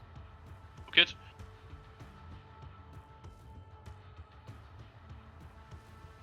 Apologies while it's loading in. Whoop, little big. That's little perfect. too big. I'll He take summoned an undead titan. that. No. Cool. Okay, Yeah, I summon I will him. just give him the ability to control him, Oh, and that's then cool. just Cool. So I get him within 60 feet of me, so I'm probably going to put him, because I know he's invisible. Yeah. I will summon him. Actually, let me just double check what my line of sight is for everything. Let me do some measuring. Cool. I will cast it here, and with my bonus action, I will command it Kadok to dismantle any alarms it finds. okay. I don't know how best it understands the instruction. On what because- initiative order does it find? Does it move? That's a very good question. I believe I can command it. I can do the command, but when does it make its turn? Can we see the unseen servant? No, it is effectively an invisible force.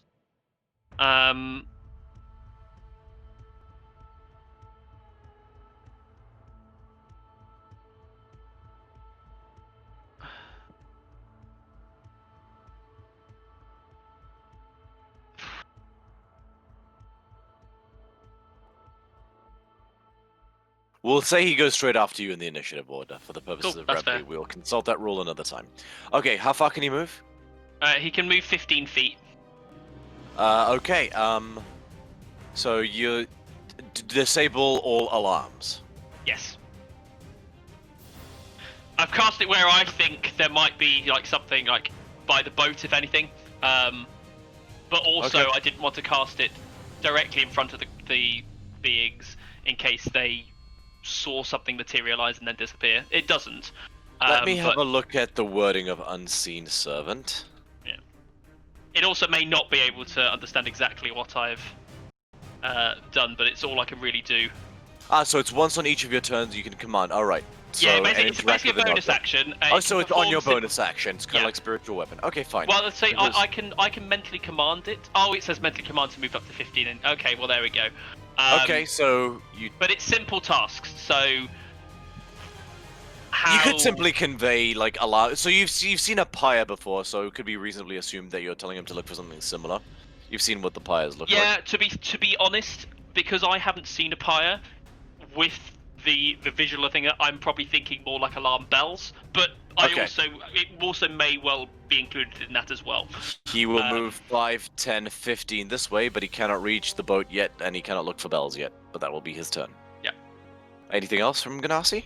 No, I'm out of everything bar my free action, which I'm kind of content with looking impressive. Okay, and, Amalia motion. then. Amalia then, you're up.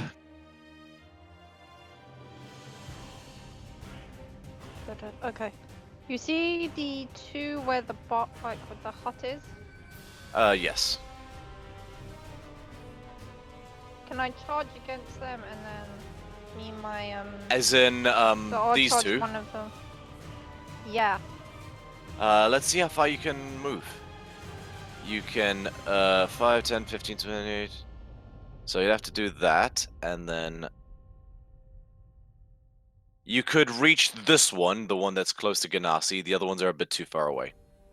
Okay, can very I? happy Actually, to be you could defended. reach. You could reach this one. You could reach.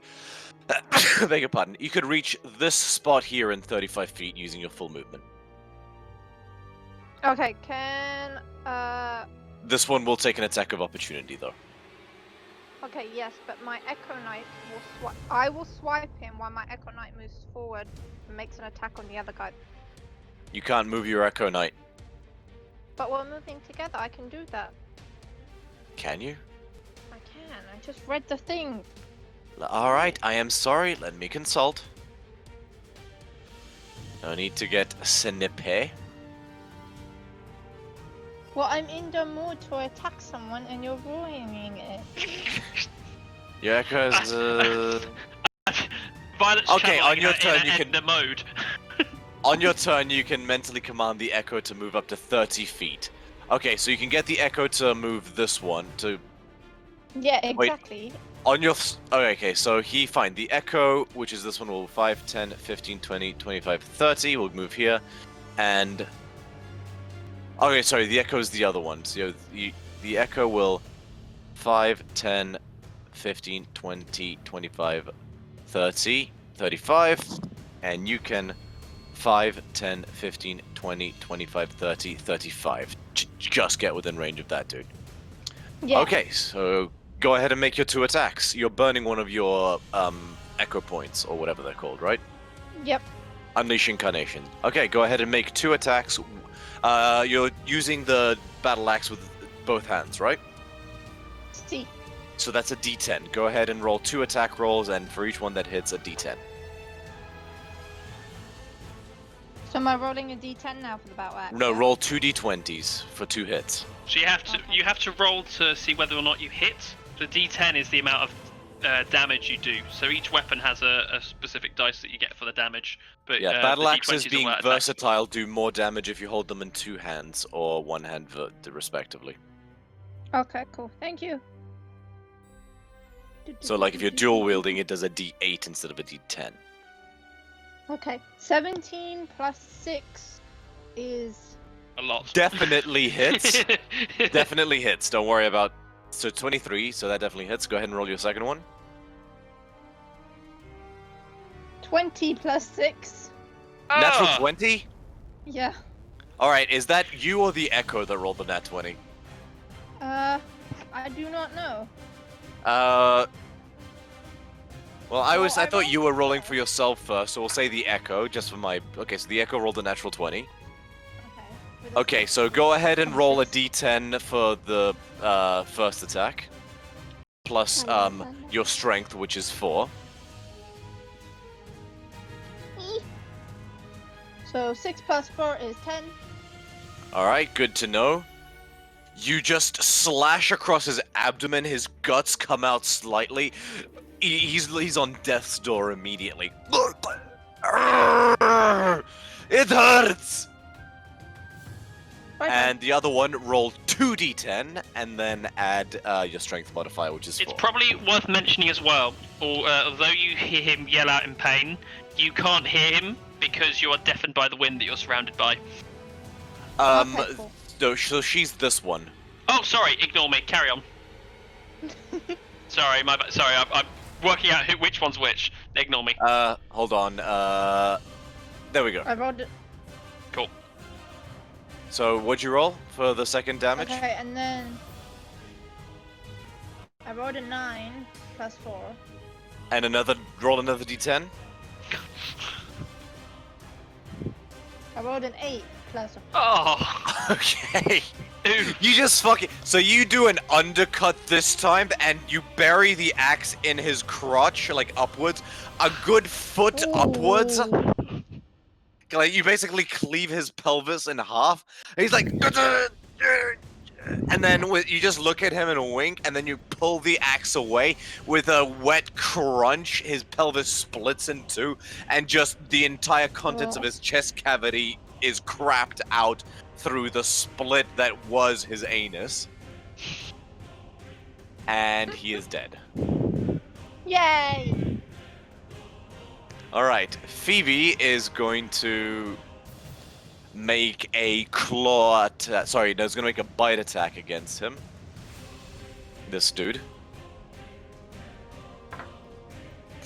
Definitely hits, and so that is...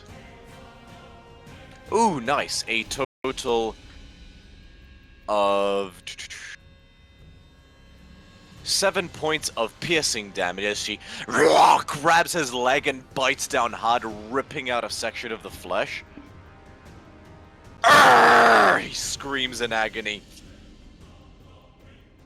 I think I lost a dice. Yes, I did. Can you use a dice? Because they're just all over the place, but I found it again. They have advantage on stealth rolls. Hey! This one is going to move to flank you, Amalia, so he gets a +2 bonus. 15 plus 2, 17 plus, shit, where's the bandit stat block when you need it?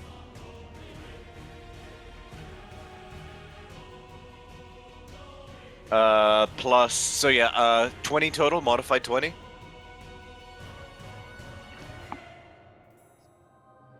Amalia? Sorry, what did you say? Modified 20 to hit. Yes, that hits. Okay. He swings his gore piece and manages to lacerate a section of your back flank. You take 3 points of slashing damage in your back. No problem. Eslin, your turn. Wonderful. So I would like to move past this guy here, which I Move believe past him? should. Yeah. Okay. Yes, he does get an attack of opportunity. Wonderful. I don't think that hits, though. That's a 12. Great. So I'll walk straight past him, Pachang! Just glances off of your chainmail. and I'm gonna go Super. after this guy who just hit my buddy. Okay, go ahead and make an attack roll. I'm gonna smahook him with my mace. Smahook, I like that. Oh no, no, I'm fucking not. That is a natural one. Oh, I am not. I am not gonna smahook him. Make a strength saving throw. Oh, okay. That's another fucking natural one. Okay. I shit you not. Look at my stream. We actually use that. Oh, that's fucking amazing. Someone has yeeted their weapon. Okay, Eslin, you just charge full on, head held high. I'm really gonna fuck you up, and you just swing, but you're like not gripping properly, and the mace just flies out of your hand, and just you watch in mounting horror like Enya begins playing in the background as in slow mo this mace flies past this Say where the road goes. and smacks Amalia in the face. Oh, come on. no. Oh Amalia, you take no. All 5 the damage. points of bludgeon damage. I did more damage than the fucking bandit did. You don't really have a great track record of helping the party, do you, Eslin? I tried. It's like a 50-50. Sometimes it works, sometimes it doesn't. It's just- Yeah. So Amalia, you're like, oh, you broke my nose. Wow. I'm so sorry. Yeah, I guess I end my turn. All right.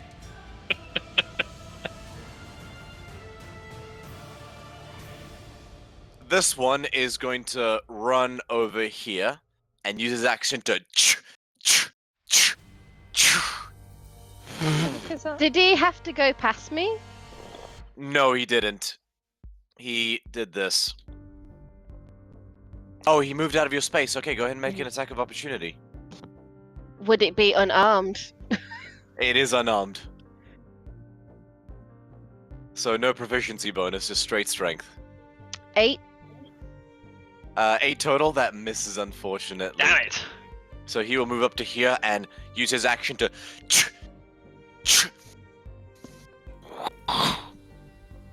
Ah, god damn it, I ran out of saliva. You guys didn't hear that, it's fine. It's started burning. Next up is the guy who's dead. Next to now it's this guy who's going to. He saw the mace, he got freaked out.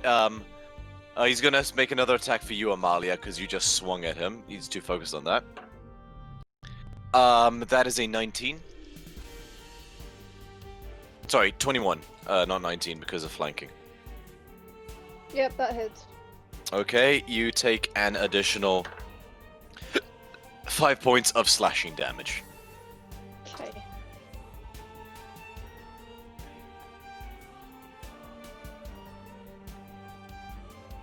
That's his turn. Big dude is going to make 2 attacks against Phoebe.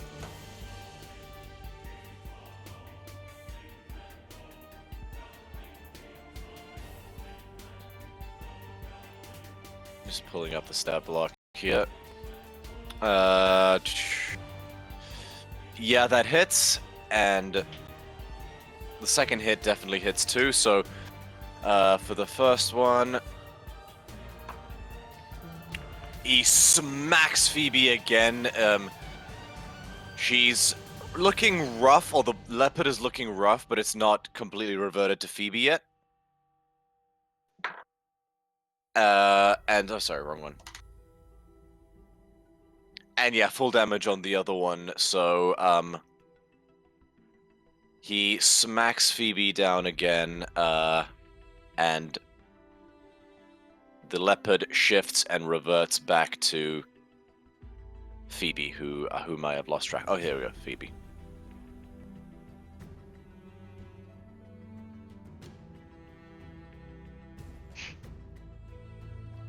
That's his turn. Ganassi, your turn.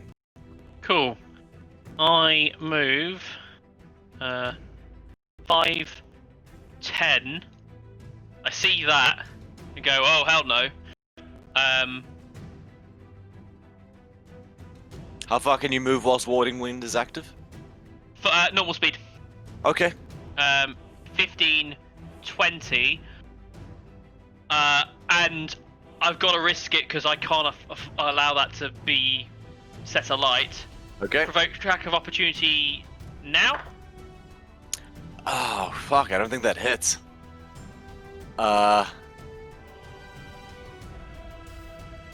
No, 10.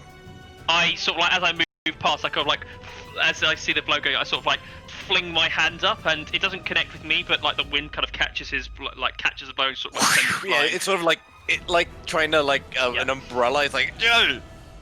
Cool. And as you approach to it, the fire gets blood. It gets just I immediately. think that's my 30 feet. I'm just going to make sure I've got the. I start. Where did I start? Believe so. There, I think that would say 5. No, sorry, I started there because I went straight into that one. Yeah. So No, it's 5, 10, 10. 15, 20, 25. You're at 25 actually at the moment. I think I misjudged that. No, I wasn't right next to the guy because I stayed a distance, wasn't it? So 5, 10, 10 to go because I can't unless I can go. So I recall you doing 5, 10, 15, 20, 25, 30. Yeah, you're. Yeah, so I think that's my distance. Yeah. Okay. Cool. Yeah, you're fine. And immediately, the fire gets snuffed out. Cool. That's fine. I now, I'm aware of what he's trying to do, but at least I'm within range that I can do something a bit more useful. Unfortunately, I know that I've deafened Amalia, but nevertheless, I'm going to now cast. In fact, just playing on the wind a bit more, I'm going to cast Gust. So this doesn't do damage, but guy by the higher needs to make a strength saving throw. Natural 18. Yeah, he succeeds. I channel the wind that's flying around me towards him as I'm kind of buffeting him and snuffing the He plants his flame feet out. in his ground, rage in his eyes as his face is discombobulated from the thunder wave. He's like, "Fuck you!" My eyes, as I kind of channel this, I for the first time my pupils disappear off, and I kind of now just see just these cool blue Slayer as I kind of just hold both my hands out and channel both the wind around me into the form of the Gust. And he's just like, "Hey, fuck you!" Next up, Amalia, your turn.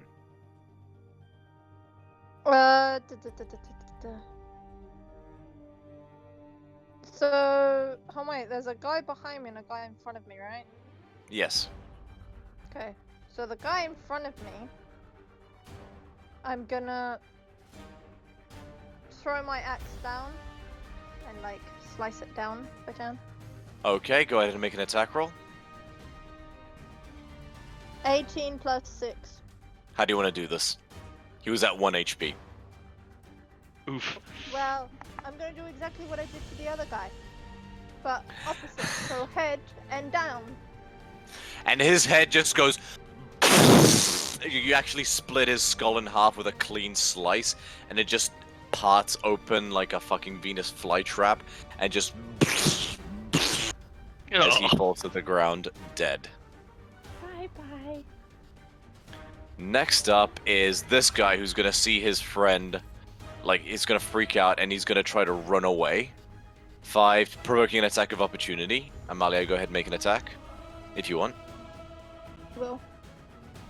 13. That just hits. Go ahead and roll damage. Oh wait, no, it doesn't just hit. It hits by 2. Armor class is 11.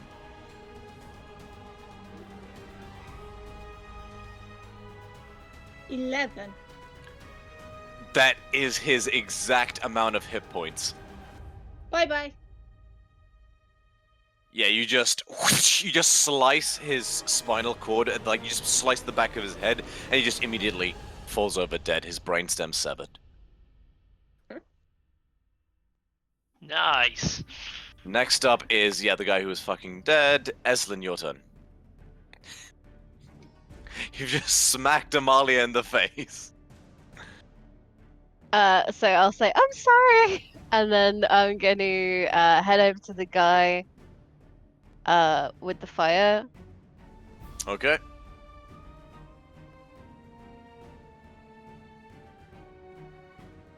I'm gonna use inflict wounds.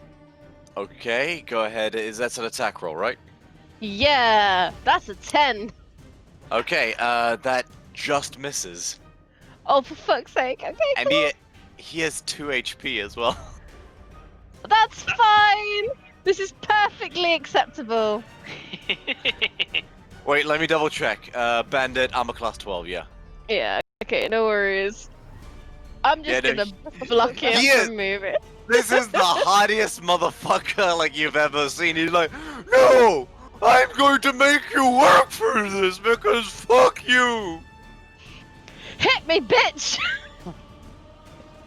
Oh, he will. He takes out his gore piece and swings it at you.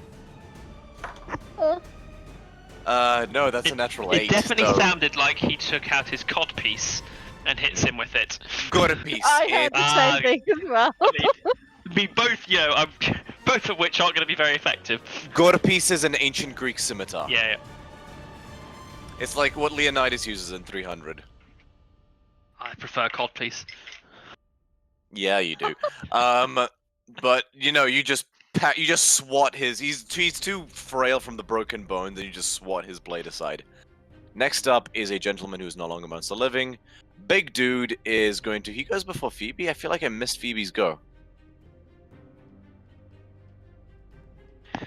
Phoebe is not on the tracker. Oh, the because- leopard. Yeah, What was Phoebe's initiative? Does anyone remember? I do not, I'm afraid. We'll say it was 12 because I think it was about something like that. Hang on, descending. Okay, so I'll go to I the don't big remember, dude. but I remember she went before me. Yeah, so she would have had a turn again. So Phoebe now is going to take her turn.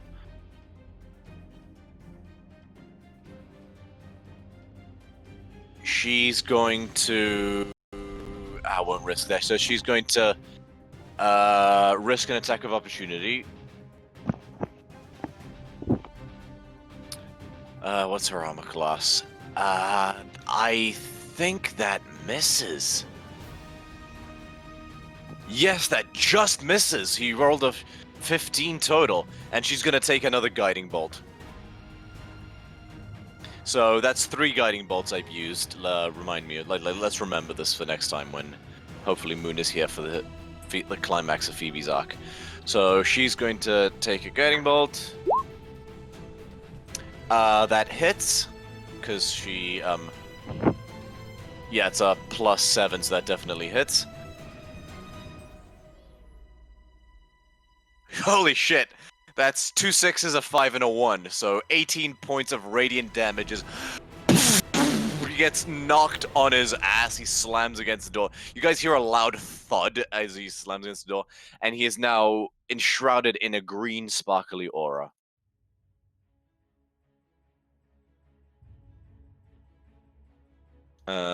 Yeah, that's cool.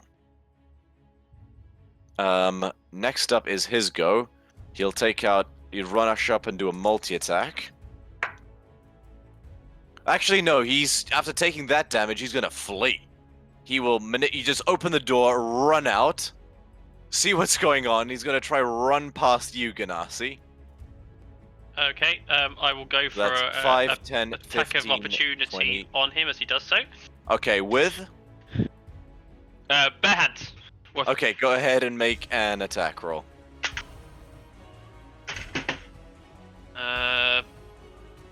10 plus. What is my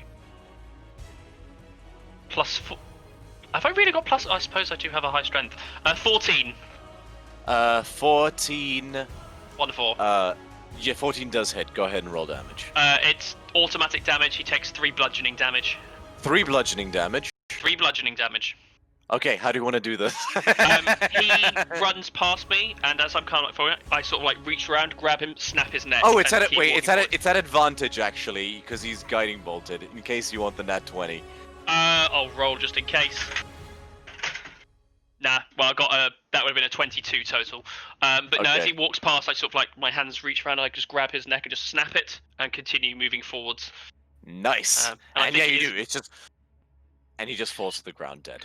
Because I can see it's my next turn, and I next move forwards towards the last figure as well, and I'm going to try and do a melee attack on him as well. And that is 13 to hit. 13. Wait, so you can hit twice? Well, no, the last one was my attack of opportunity. Oh, right. When he Okay, went go ahead. past. 13 does hit. Go ahead and roll damage. And then it's 3 automatic.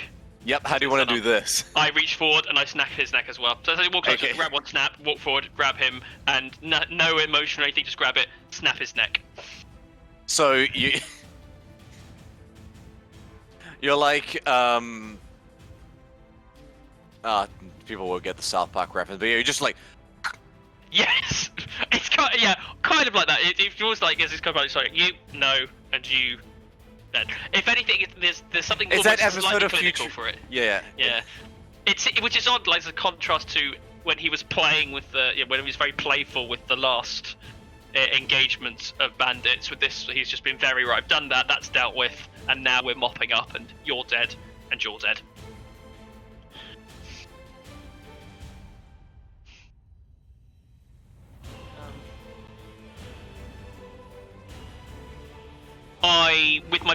With my bonus action, I'll kind of like mention kata, Alright. and I'll point towards the pyre, and I'll send my unseen servant to just dismantle it. Cool, he begins doing so. Combat is over at this point. I will go ahead and cut music. A few moments later, once everything... Actually, to be honest, I don't know everything's ended yet, so I will then move in and dash into the building. You see Phoebe there, a little battered and bruised, like not super... she's a little hurt, nothing major, Cool. but she smiles at you. And I drop my concentration, and the ability drops. The slaves all immediately stand up and say, "Free us! Free us! Please!" And they just are just upon you with their profuse thanks. He's going to enjoy that. Yep, he'll take the feeling of pride for that. He will step forward and bow his head to the wall and go, "Your suffering is at an end for now."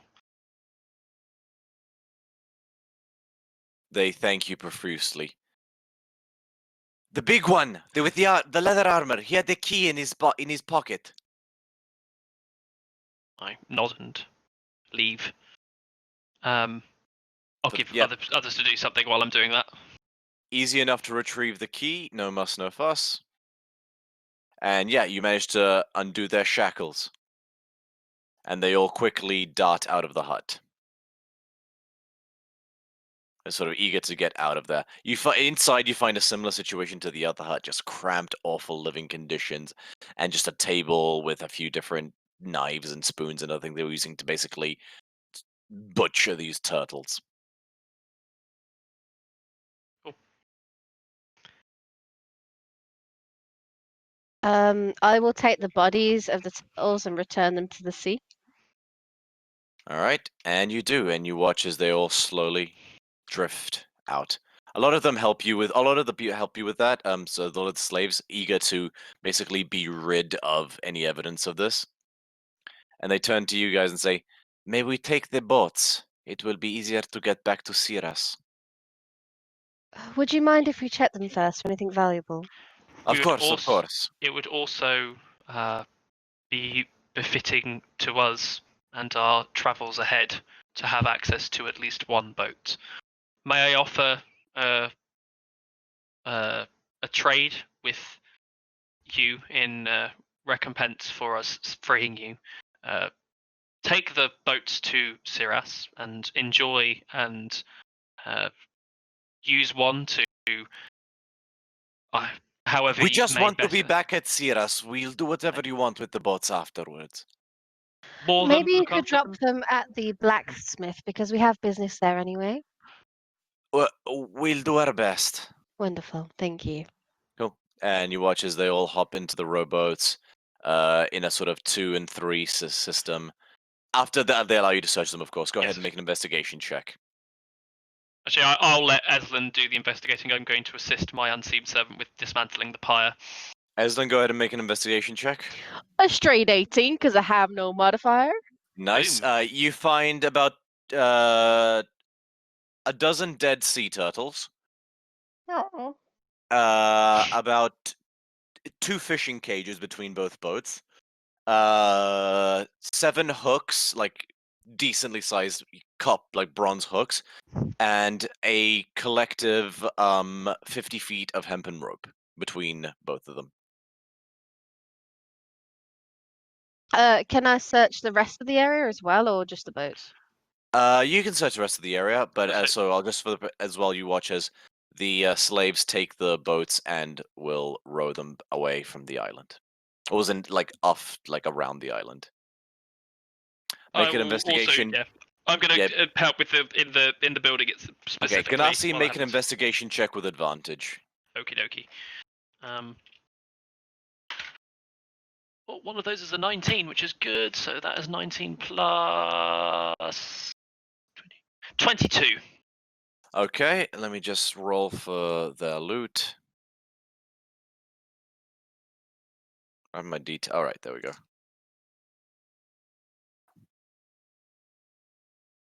Nice. So you find a total of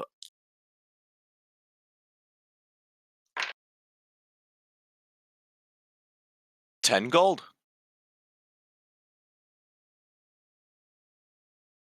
I shall add that. And none of it was on the guys. It's in like you found like it's just a small little safe box under one of the cushions that had 10 gold in it. Seemed like Cool. some sort of emergency rainy day thing from what you gather looking at the box. Cool. All right, Um, you guys find nothing further of value at this point. In this area, it seems pretty picked clean. I mean, there's dirty, grimy bedrolls, some basic utensils made out of bronze inside that they were using to hollow out sea turtles. A lot of dead sea turtles, if you need any of that. I sort of say it under breath and then say it a bit louder. A thought we could have had before they left. We could have asked one of them to stay behind to light the pyre tomorrow. To have both alarms go off simultaneously. Never mind. I only just thought of that now.